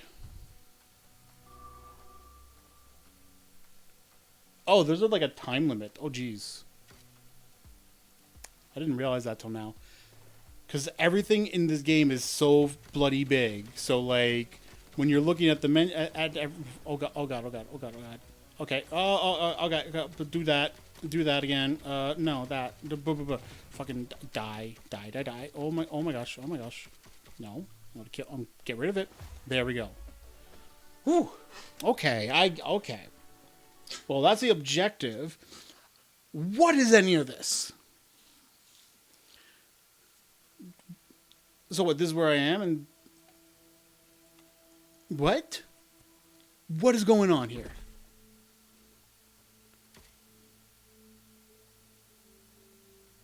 Hello. Good evening. I hope you are doing well.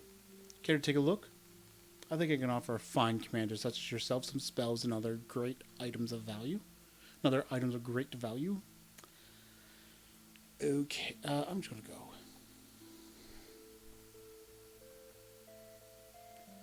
Let's just go.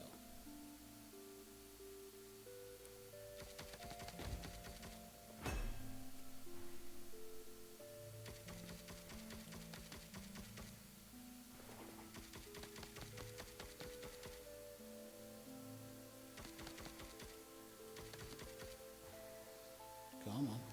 Get it. There we go. Nah, you won't kill me. Not today.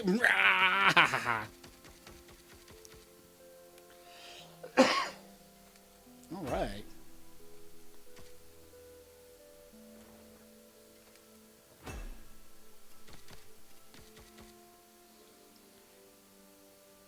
What's interesting about this is there's such a so people always say about how you need to like let people have room to see what's going on in the game they're playing, because otherwise they won't know what's going on.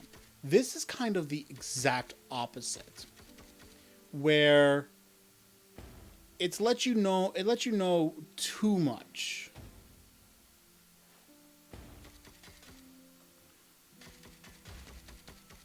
And as a result, it kind of like makes it difficult for you to understand what's going on in the complete opposite way. Because, I mean, I can see everything everywhere, but because of how small everything is, there's a lack of knowing what anything is. Like, if somebody told me, oh, those are missile launchers, I would have been like, okay. It's only from them shooting me that I know what they are, not from me being able to discern it from looking at them. Oh my god, like, what the fuck is that? Same thing, same concept.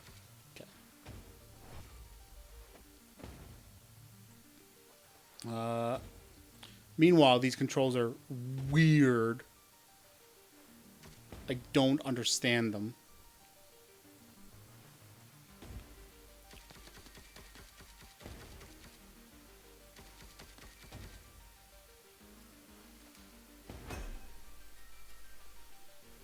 I'm about to die.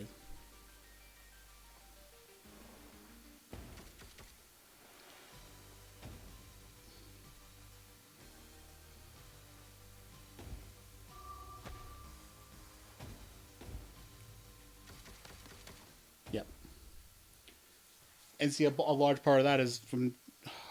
There's also some annoyances where, like, the enemies are still tracking you as you are moving through. Oh, somewhere.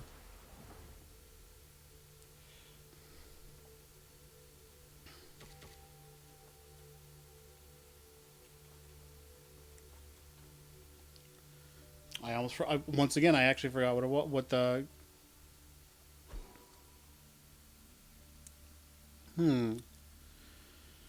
So, looks like this is a, like, upgrade place. Alright.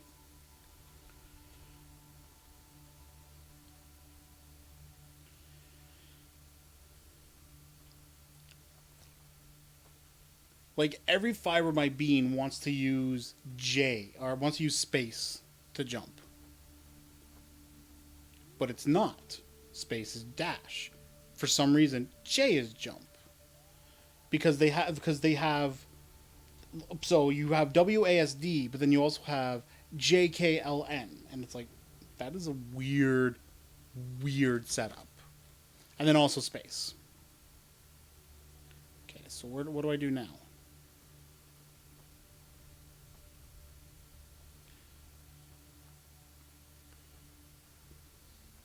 I'm probably supposed to... Let's see.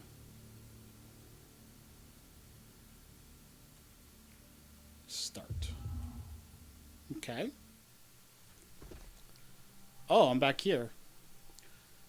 Oh, is it one of these games where if you die, you have to start over completely? Oh, man.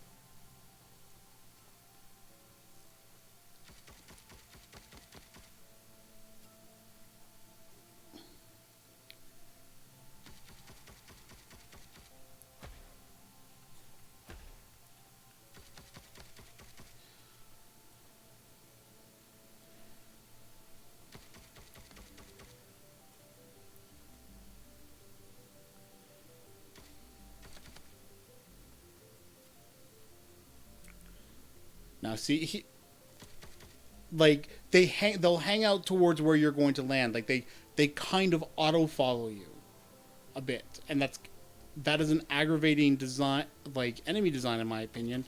When you can't shoot from the ropes, you can't really do a whole bunch of anything until you're like on the ground. A little bit of frustration there. Just a wee bit.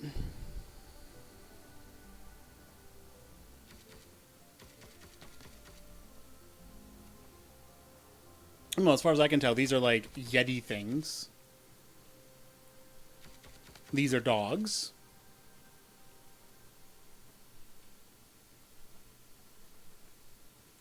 And these are like slugs. Oh, come for me. Yeah. There you go.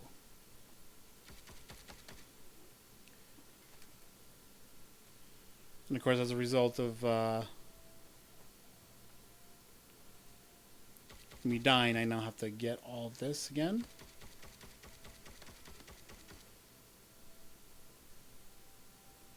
But here, okay.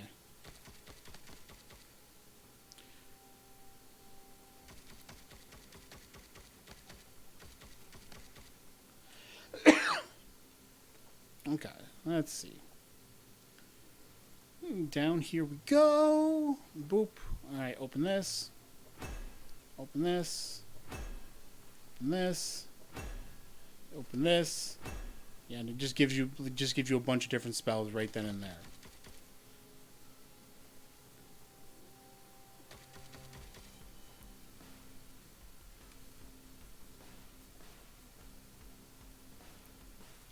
Now here's an example of what I mean. Like, look at this. Okay, so all these enemies are here, and most of them are hanging out on the right. So look at the green Yeti dude just like turning back. Now the other Yeti dude's coming. Oh, okay. Whoop. See, they don't have. Fuck you guys! I'm just gonna kill you all, just like that.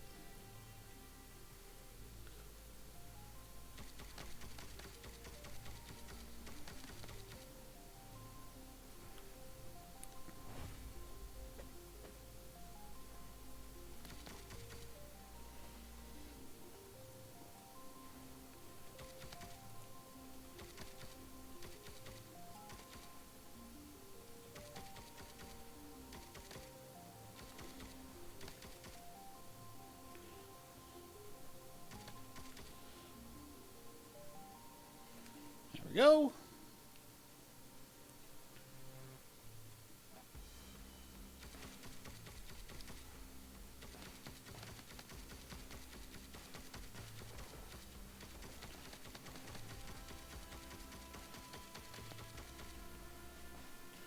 I'll probably add more in before I... Oh, I got it. Okay, cool.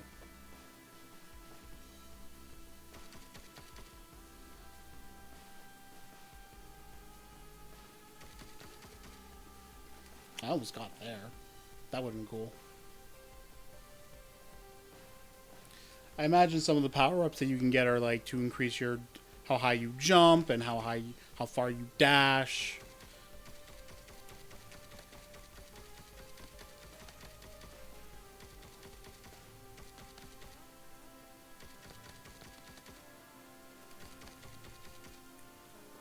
Oh. Okay, fuck that. Get away. I said get away. What I say? I said get away, didn't I? I did say get away. Bitch. There we go. Okay, so I want to look at this again.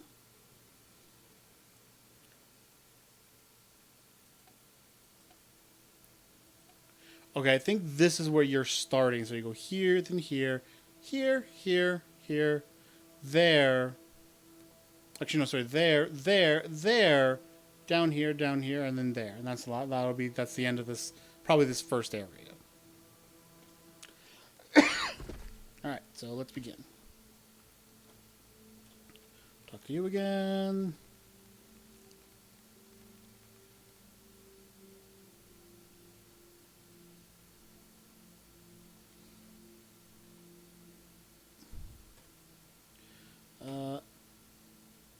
Let's take that one. Because now when I do a dash, I damage enemies. Die, you!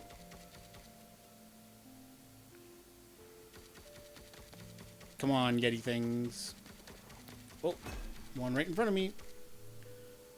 Can I get in time? Yes, I can. Okay.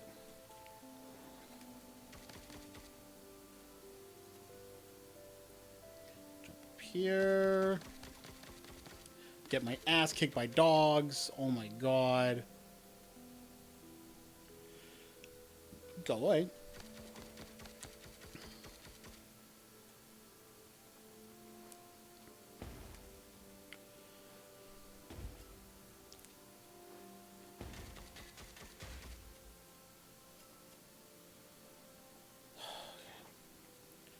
least there's no fall damage. But jeez, those missiles are not fun. Oh, I died again. Wow. Okay. So definitely a lot of difficulty. There's a lot of damage that comes out, especially when you got like a ton of enemies on one platform, and you're trying to get up there. It probably would have behooved me to like, you know, how do I put this? Not be stupid. Okay, so let's see what there's here in terms of bullet knockback.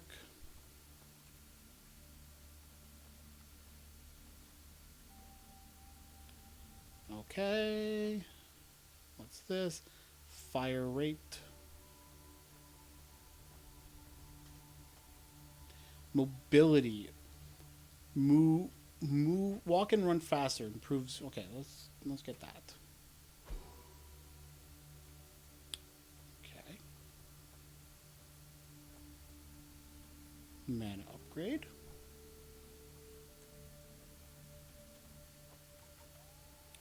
Okay, so far none of these are like actually. It says that's a movement upgrade, but it's also like I don't feel like that is. I don't feel like it really did a whole lot, but we'll see. Because if it did make a difference, I should now be able to get that one thing.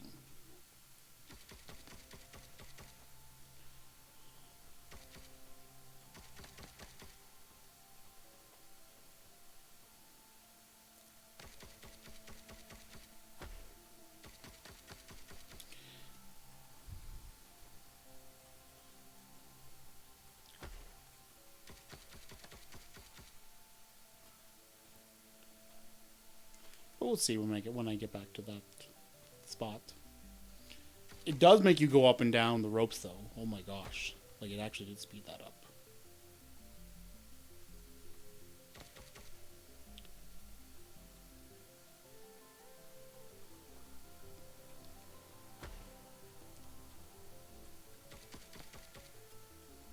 There we go. Get the loot, and down we go.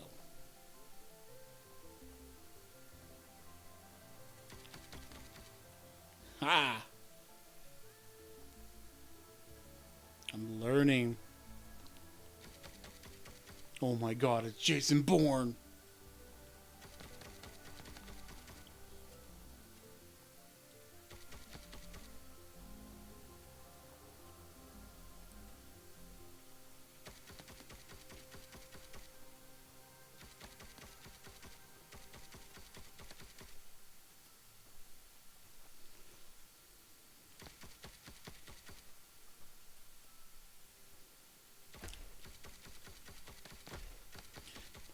I have to wonder how this would play on a controller, because I feel like this might be like better on a controller. Because it's very weird controls on your own. But then again, it's a game where you're not using your mouse, you're using just the keyboard. So I suppose in that regard it makes sense.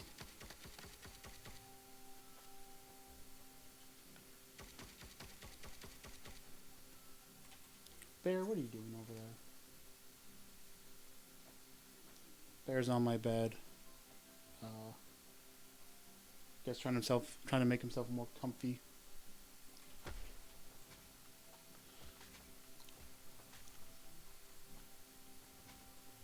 Okay. So I got up. Cool. How did I...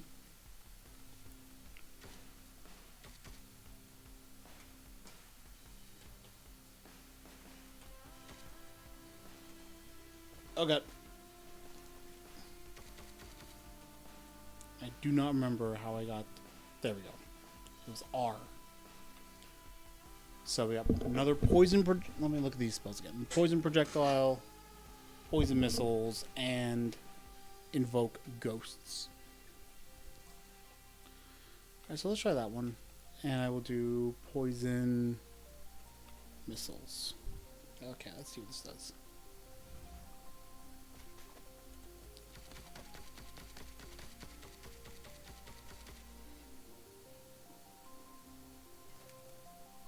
Oh Oh, now they're both at it. Oh my gosh.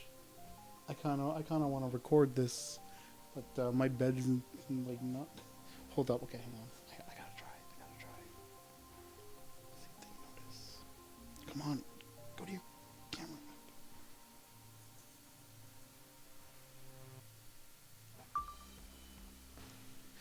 Now he's just rubbing himself all over my bed. He does this sometimes. It's freaking adorable. Oh, he noticed. They noticed. Damn it! Oh. He noticed. I always try and catch him when he does stuff like this, and he like almost always notices. And he'll stop so long as I got the camera out, but then he'll continue the moment I put it down. And it's like, damn, God, Bear, why?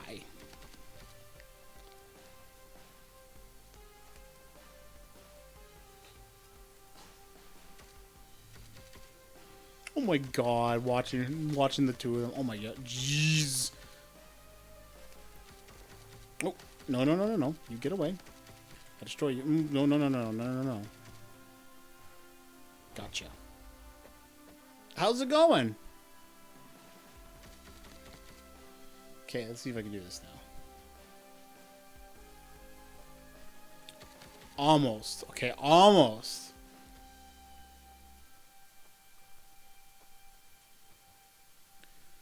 Try this again. Ah, come on. It's got to be doable. It's got to be doable. Dogs, you're going nuts over there. What are you doing?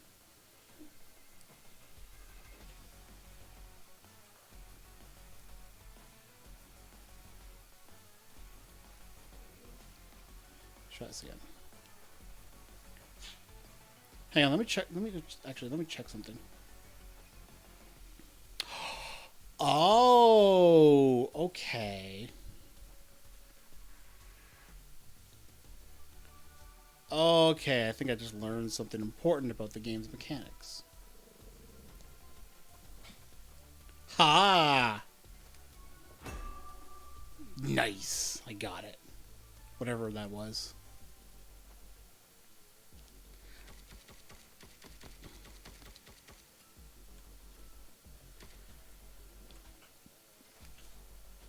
Oh my gosh, both of them are going nuts now. I don't know why. Oh, dude, did you try and get me and you got shot down? Alright, every time I go for this one. Okay, there it is.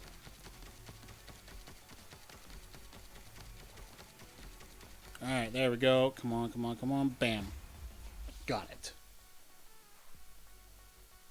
I got it. Yes. What time is it? Oh, it's 10:08. Jeez. Okay. Alright, next level. I'm going to give this one more try.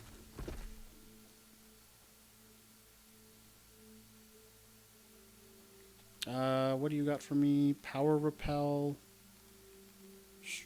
What does that even do? Stronger repel. Oh, because the repel's like the S thing. Okay, so yeah, let's get that. And is he like an old wizard? Like I'm using a gun, but something about the game implies magic, and it's like, I'm sorry, what?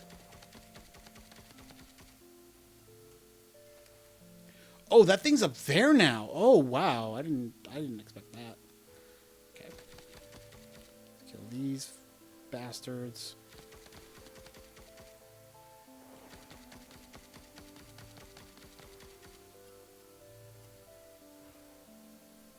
Gotcha.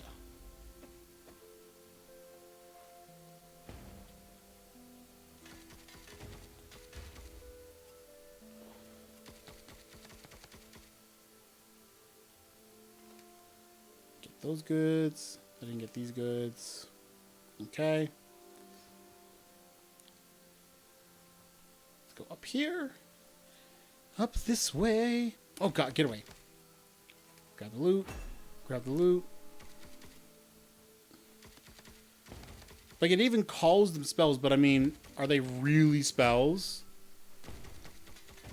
Because if, like, fire... Oh, I'm shooting missiles. That's not a spell, bros. That is just not a spell. Oh, Jesus. Ah! Okay, die.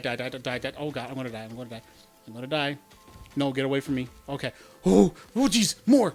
Okay, got it. Okay, got it. I got it. Oh, sup, Meishing? I am at the party once again. Okay, hang on. Can I? Let's see. Okay, I'm missing buttons up. Okay, hang on. Do no enemies in range.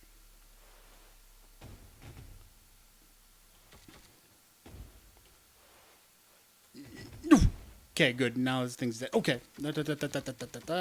Jump down. Kill this guy. Grab. Please give me some life. I need life. Oh god, it's another missile launcher. Why do you hate me? Oh, why do you hate me? Oh god, doggo. Okay. Oh god. Okay, bear. Go away. Go away, bear. Bear. That bear would not move away, so I can get down there and shoot.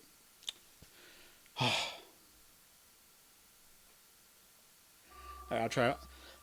Okay, we'll try. I'm gonna try this one more time. I'm gonna do one more run. Because now I'm getting the hang of it. Okay, so base damage, additional HP. Let's go with that. I can't. Almost. What are you? 400? No. What do you want? Okay, increase mana capacity. Let's do that. Sure, why not?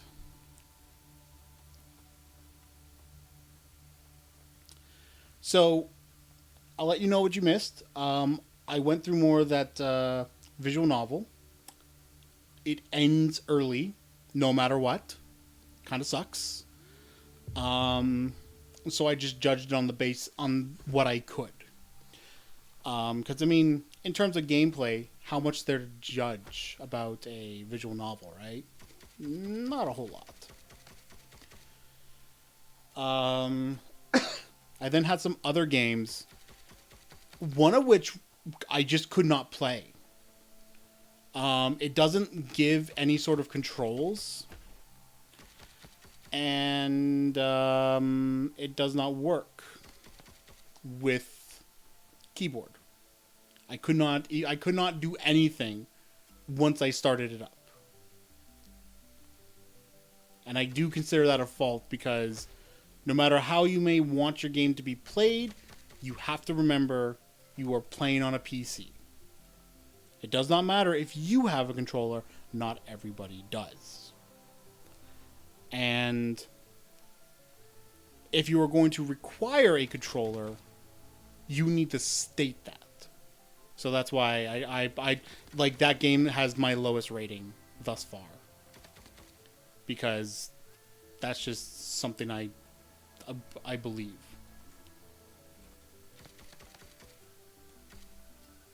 Okay, let's get go over here, kill this guy. I wish I knew what was going on in this game, because this game, I can tell that, like, so if the previous game, like, did not use keyboard at all, this one does, but it does it in, like, a weird way. But I also don't know if there would be a way to do it better. Oh god, because there's a lot of different keys you're pressing. All right.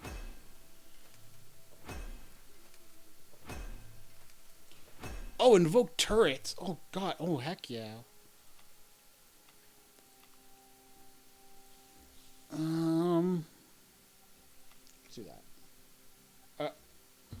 Meishing, are you okay? Oh, is it still in emote only mode?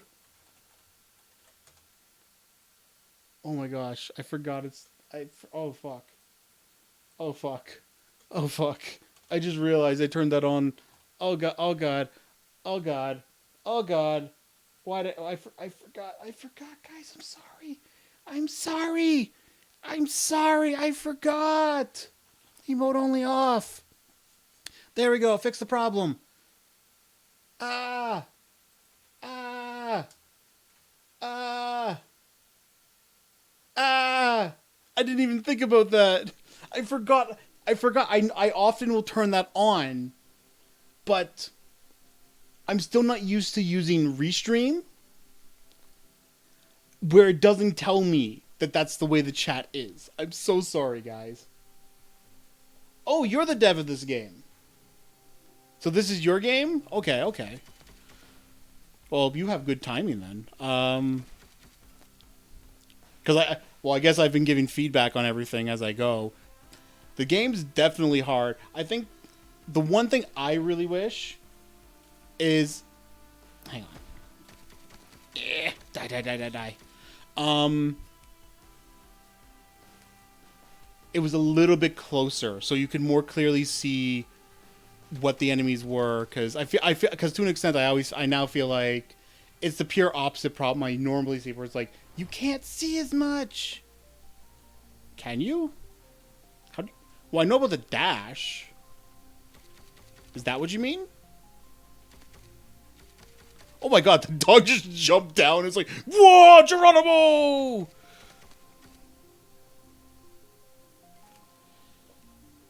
Give me the stuff.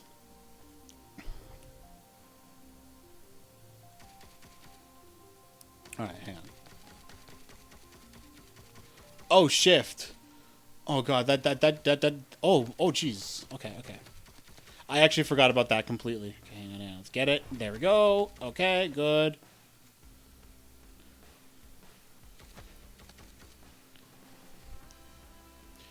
Okay, hang on, let's see.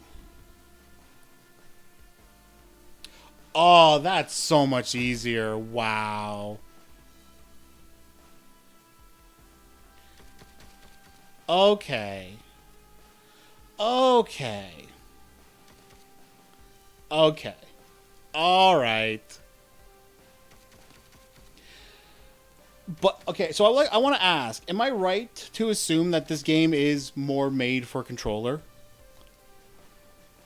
And that like the controls you set up were just to make sure it would work on keyboard?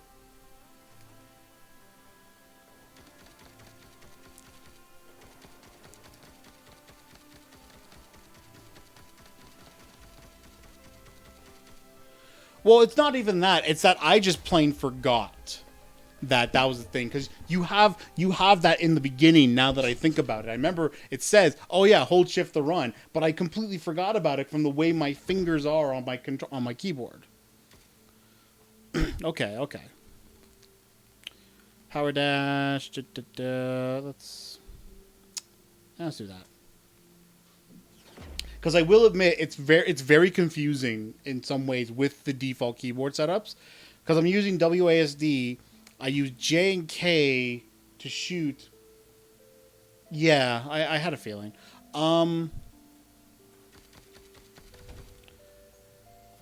Okay, so yeah, I won't beat you too. I won't beat you up for that. Just gotta get rid of this. Come on, gotcha.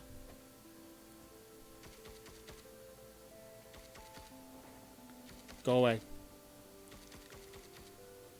Oh my god! Yeti Man! Yeti Man! You know what? N. Kill them all. Do it again.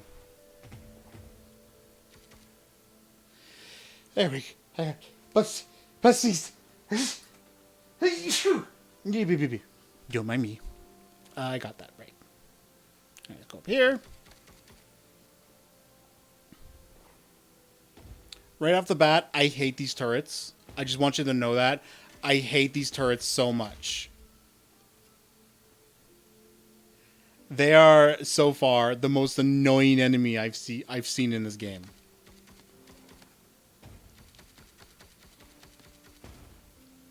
Because they fire so fast. Press... Well, in the air. Ah!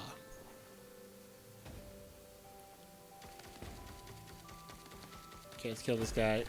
Get through! Okay, get it. Oh god. Okay, gotta get up there now and get that turret out of my way. No, no, no, no, no. Screw you. Oh my god, turret. Turrets hate me.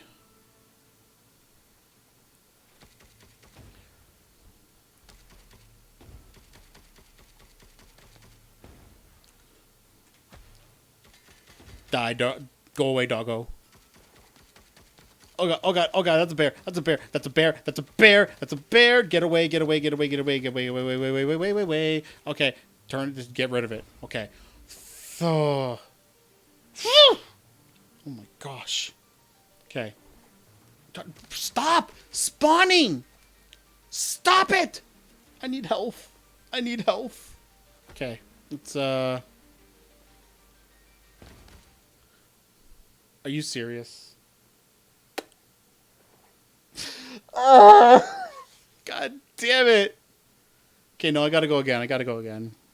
Oh, I almost had it. Oh, it's so frustrating.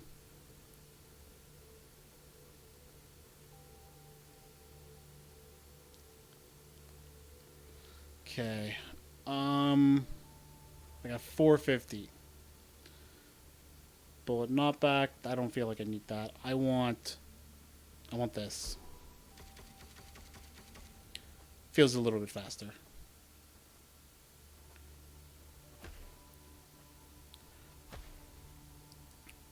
Yeah, there's definitely a lot of buttons, and that's kind of what's making it challenging. But yeah, no, see, like it even says here, I just forgot. Because I'm just dumb.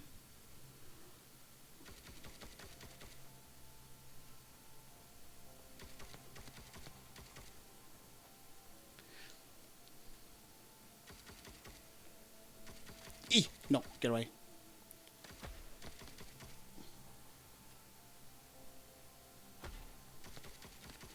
There we go. Okay, there we go. Now I'm making good time. Now that I understand this a little more. Go away, you.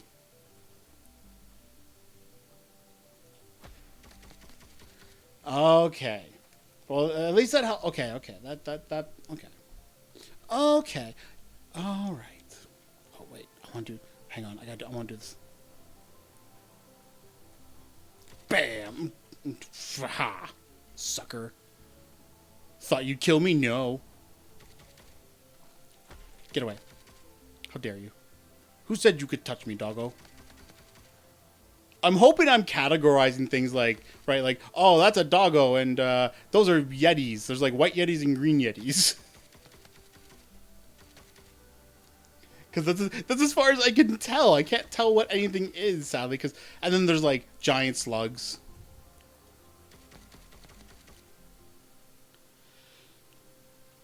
Go away, doggo.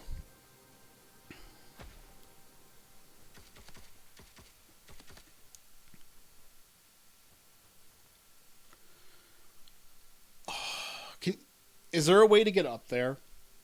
I feel like that's a thing. But I don't think I can do it yet.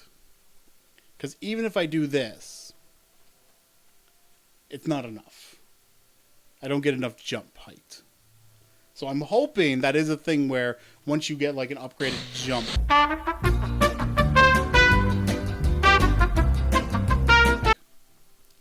Am I back? Hello? Guys? Am I here?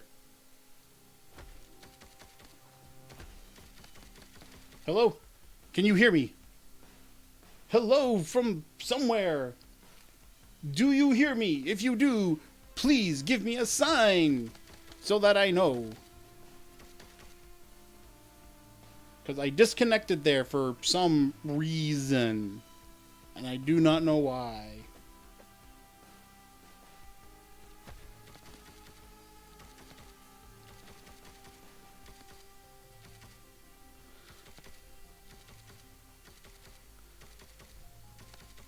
Die, you freaking dog. Evil blue dog. Oh god, oh god, oh god, oh god, oh god. Okay. Oh god, okay. Repel. That's right. I gotta remember. That's the ability I need to remember. Repel. Okay, I think I'm back.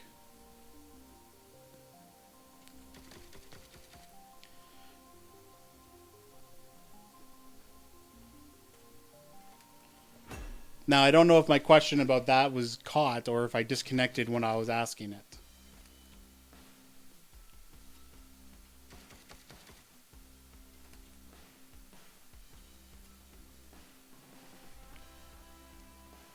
So just in case, I'll ask it again. Let me just get back there. I asked, is it possible to get to here? Because that feels like that's a thing, and I would assume that there is going to be there's like a power up you can get that increases your how high you can jump or something, or let you climb walls. But but those are only assumptions I make on the grounds that that thing is reachable at some point.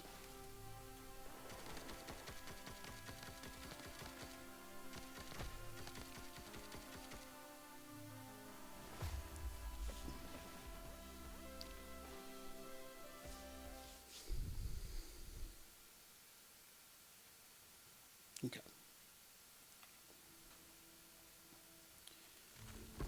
All right, let's try this again. Hey, you. What do you got? Same thing as always. Okay. I'll just take that.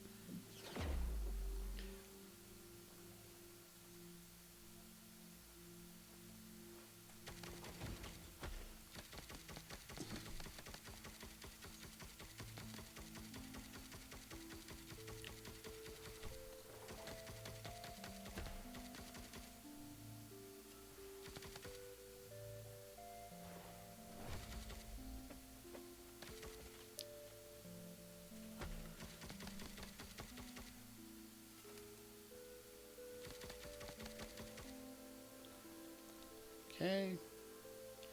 No worries.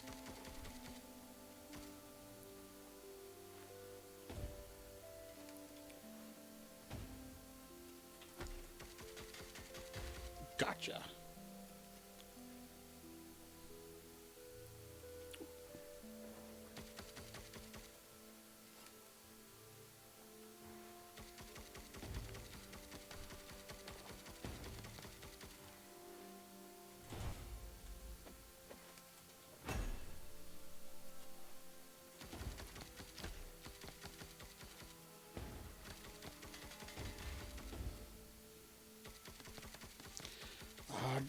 Darn these turrets. Ooh, not what I meant to do. Oh god. Oh god. Okay. Okay, I'm up. I'm back. I'm back up. I'm back up. Oh god. Oh god. Oh god. Oh god. Not a bear. Not a bear. I died. God dang it. Oh. Oh my gosh. Well, it seems the bot now caught up. I hope I hope I am still alive. And you guys can see me still. No, Chew. No. Not yet. No. Okay.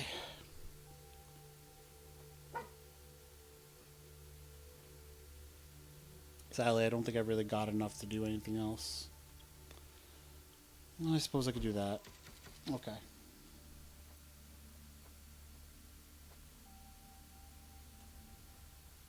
Hang on. I want to test something that I just noticed. Okay. So, this might be something you want to change. I have a feeling. Because to me it makes sense if you are already on the ground and you jump and you get the better jumps, but it doesn't make sense to me if, say, I jump off, then hold shift, and now I'm getting that boosted speed in the air. Wait a sec. Can I get over there?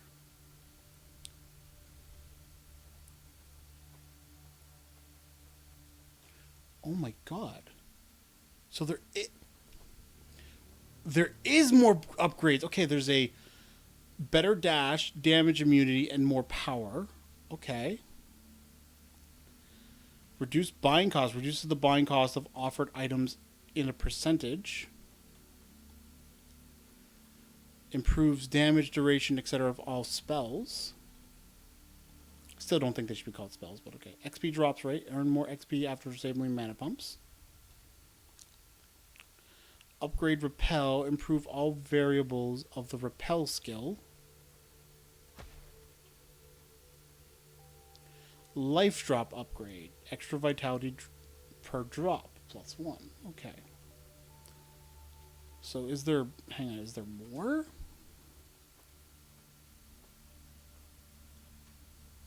No. Yeah, I'm going to explore a little more now because I want to see if there's more stuff here.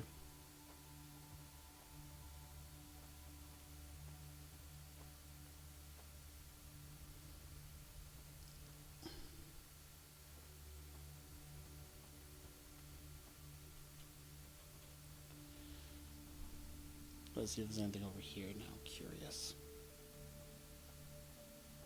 Nope.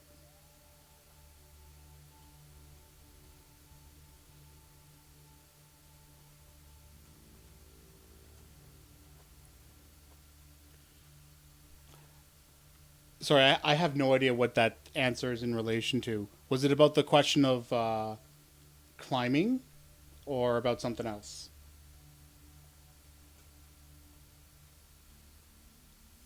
All right, I'm going to give one more try. I'm kind of getting into this one. That's why I want to give it some more tries.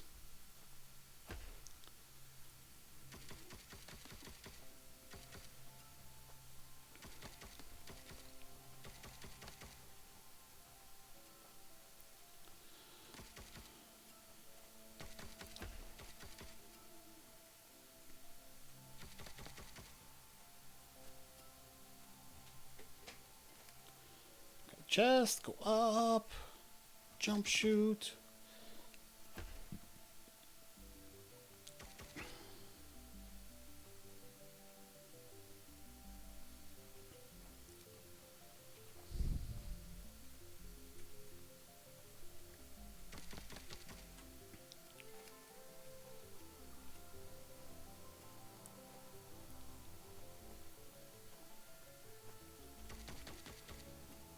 Gotcha.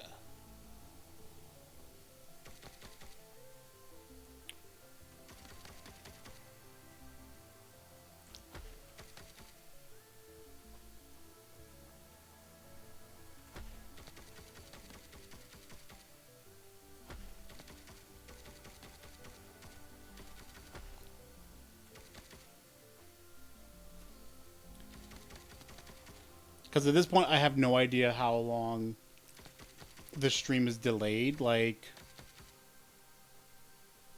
it almost seems like it might be a very big delay, and I'm kind of concerned about that.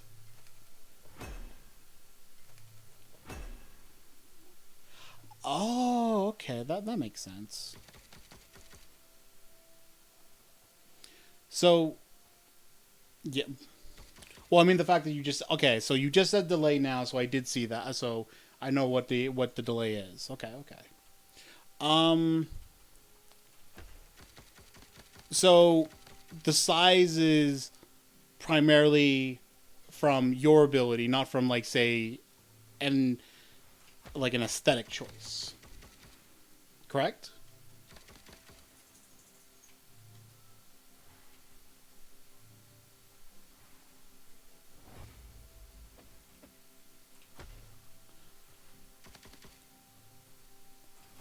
Go away, doggo.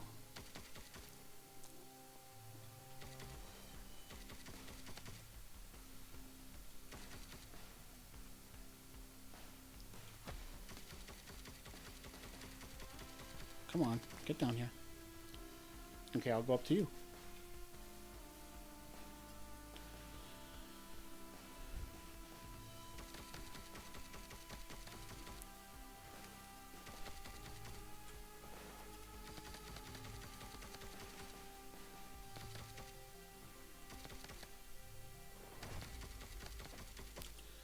Got it. Perfect.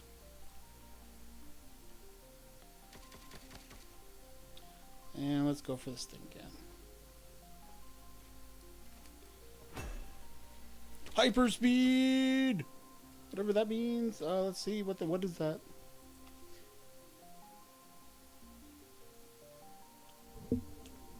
From Risk of Rain. I've never really seen that game. I will say though that if you don't feel confident in your own skills, then obviously it would not surprise me that if you made things look bigger, you would hate how it looks. Accelerates to extreme levels of speed and reflexes of the spellcaster, making it seem that the rest of the world moves very slowly. But that hurts me, so I'm not going to use that. Because I'm already having enough problems with living.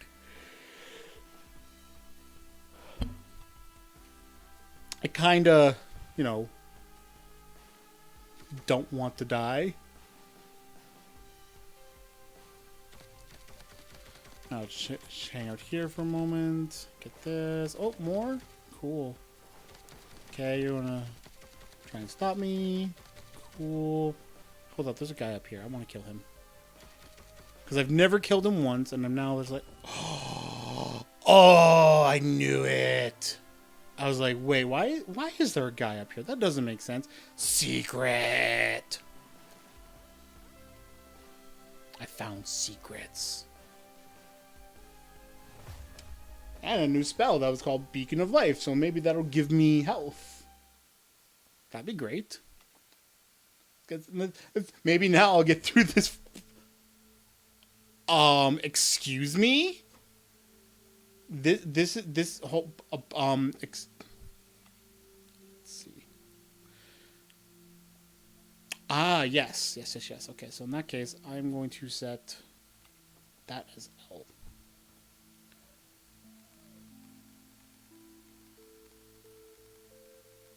I've never in my life heard these dogs whine like that. Also, the game changed on me. What the heck? This was not the map I was on before. Soon, buddy.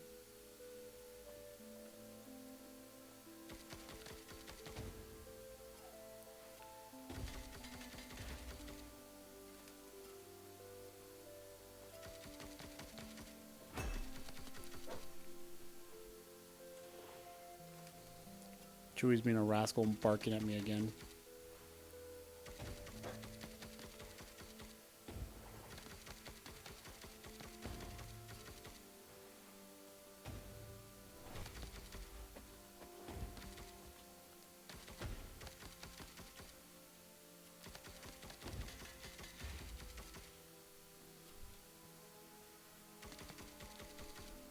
Virgins is level. Oh, you can't hear them? Yeah, no. They're barking at me. They're on my bed, just chilling out, and they're just like meow, or one of them is.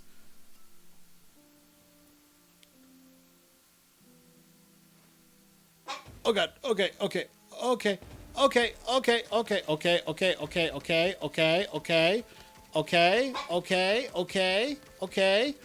We good? We all Gucci? Yeah. No.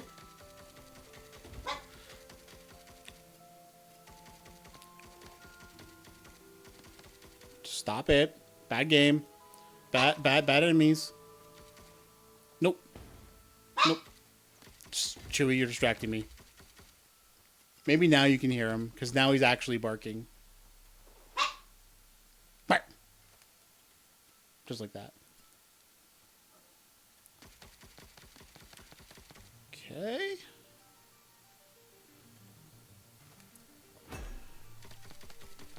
Come on. Yes. Okay, I gotta get up here and get this dude. Because that will kill me. Okay, let's go. Get it. That's number 4.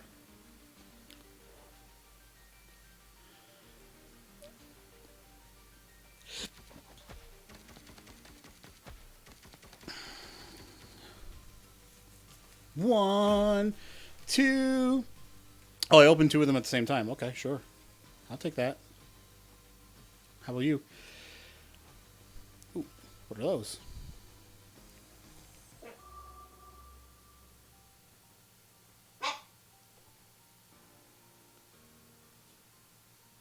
Oh, that's Interesting. Okay. Cool. Cool. All right.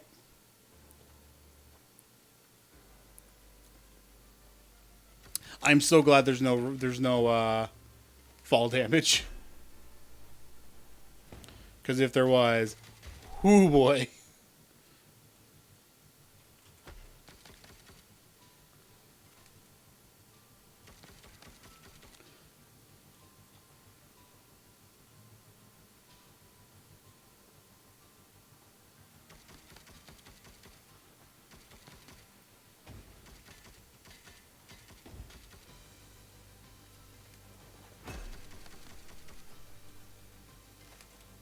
Okay. Oh god. Okay. Oh god.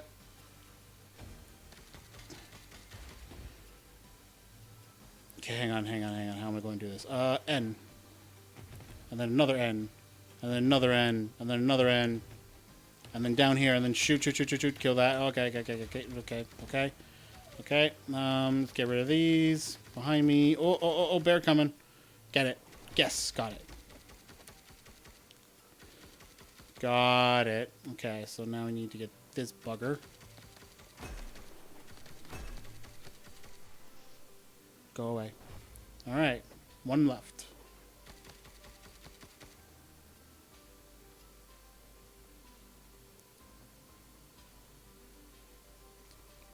See, some games I can definitely see fall damage as being a good thing. Some of them I don't. Personally, I'm glad you don't have fall damage.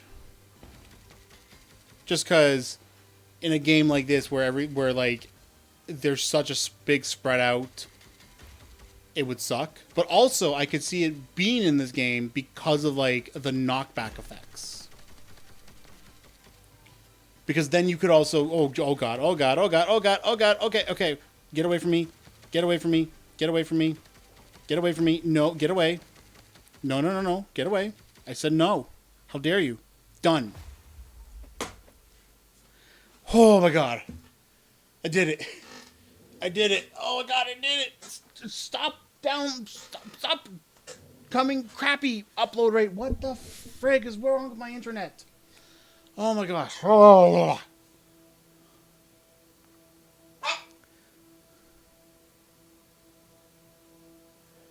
Oh, that I felt good about that one.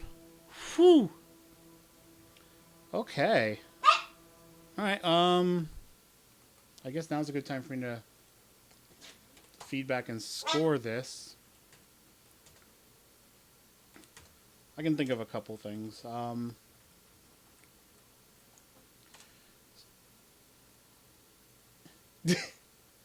Yes, you can, Meishing. I fixed it. Okay, so Jossenson.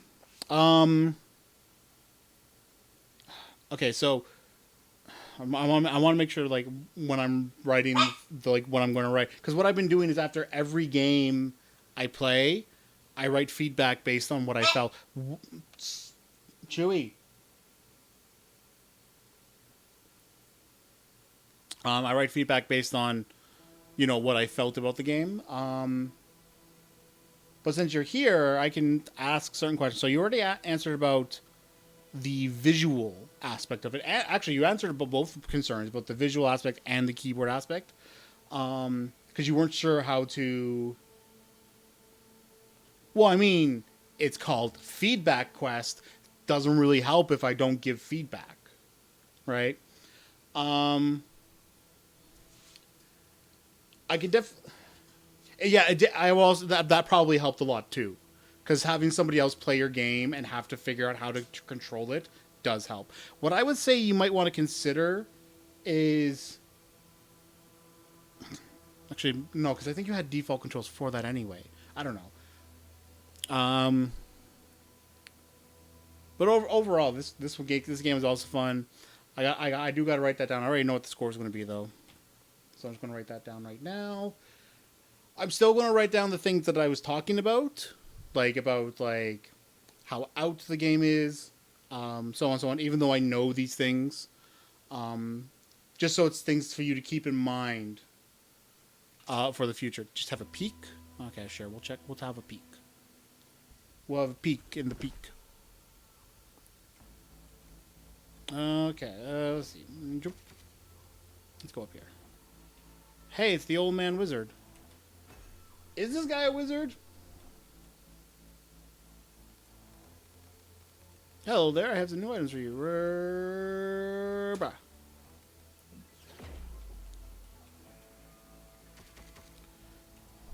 But I will say, at least you did consider the fact that somebody playing this could be using keyboard and not controller, unlike the last game I played, which was, let me pull this, let me get the name of it here. It was Classroom Clash. Classroom Clash. I couldn't do anything in that game. Just period. Could not do a thing. There's no controls given, and I pressed every keyboard on every key on my keyboard, and nothing happened. So it's not even rigged into keybinds.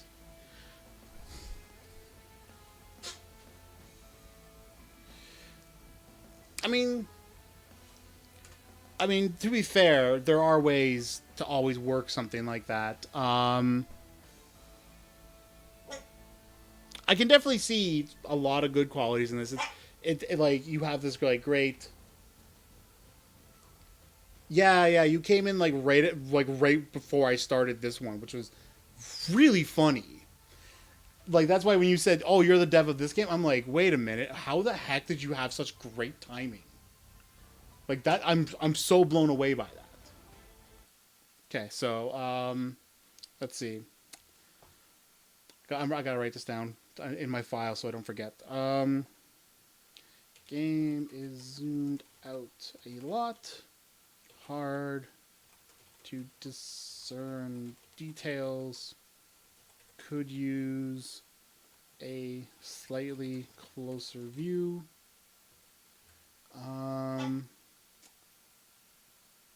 Keybinds.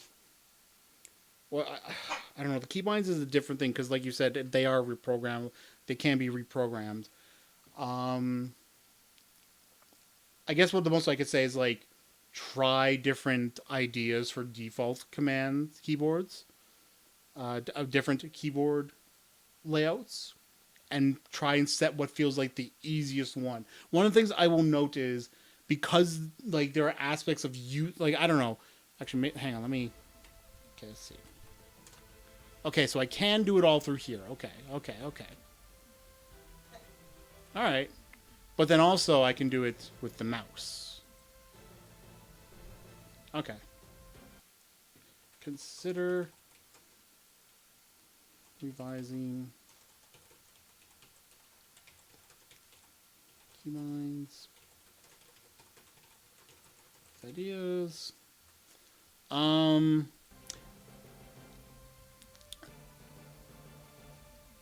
I think there is one more thing. There is one thing I would recommend that I actually did not talk about in the video, and that has to do with when you are climbing up a rope. So first off, you can't attack, but if you're like right here, and you want to, start attacking, right? Now, obviously, of course, you can like, hang on, I'll go back down. You can pop up and hit S, but considering S is also your go down button, that feels like a bad choice in general. I would say you probably don't want that bound to that unless you set up a system where you will always automatically do the rappel once you come up off of a rope. So that's going to be the third thing. May want to change repel keybind or create an auto repel after getting off the top of a rope. Because I think that would help. Because one of the biggest frustrations I was having was like I'd be like right here, like come on, let me up, and there's tons of enemies there, and I mean, now granted, I was forgetting the rappel, But when I would remember the rappel existed, I was also nervous of using it because it's also the down button for going down a rope. Right? So that's probably what I can think of. All right. I think that's going to be the last game I play for tonight. That is now. I got through more Bildungsroman. I did Chair Racing Simulator. I tried to do Classroom Clash, and that did not work. And then Commander Tiberius Troubleson.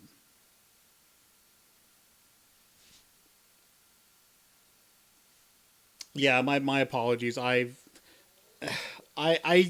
felt so, I completely forgot. So I use OBS, and I normally have like my chat built in, like in OBS right now. Now, recently I changed to connecting to Restream instead of directly to Twitch, because that could then let me stream on YouTube at the same time if I wanted to. Or if I wanted to switch from one to the other, I could do that, and it would still give me the chats for both. But what it doesn't do is it doesn't tell me when the Twitch chat is in emote only mode, nor does it let me turn that on and off from here. Right? So here, I'm actually going to do this just for the context of it. I'm going to open this up. I'm going to open up the stream on Twitch right now. My own stream. I got it up, and I'm going to now go into the thing, and I'm going to type emote only, and I'm going to hit enter. And from my end,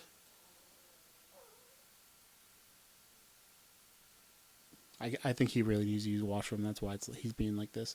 From my end, it's not like registering. I said that, but okay, let's try this. Hello. Does that work? Now that worked. That was from Restream, but the command to turn on emote only does not work. It just does not work. So it's kind of silly. I'm going to have to try and remember that in the future. But anyway, this was fun. This is another fun night of some great games. I'm sad you guys came in when you did. It would have been better to come and show up sooner. I'm going to do another one tomorrow. I'm going to start somewhere between 6 and 8 p.m. I will likely announce it on Twitch, or not on Twitch, on Twitter, like an hour or two beforehand. So make sure, I know like you watch Twitter, so you'll be able to see it from there. Hang on, I gotta fix this, put everything back where it goes. Yeah, apparently that's what I need to do. Well, there's a lot of things I need to do. That's just one of them. But yeah, I can't wait to try out more of these games. This was fun, and I also can't wait to give... Chewy, calm down!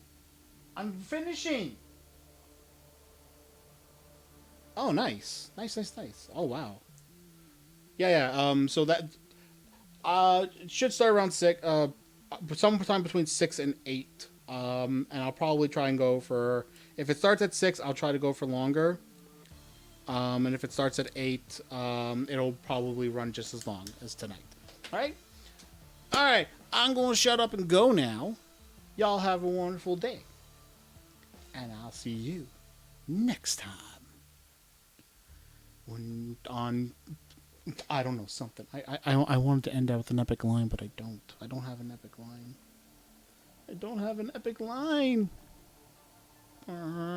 Bye. I'm just gonna go now. I'm gonna shut up. Gonna mute my mic. Stop it,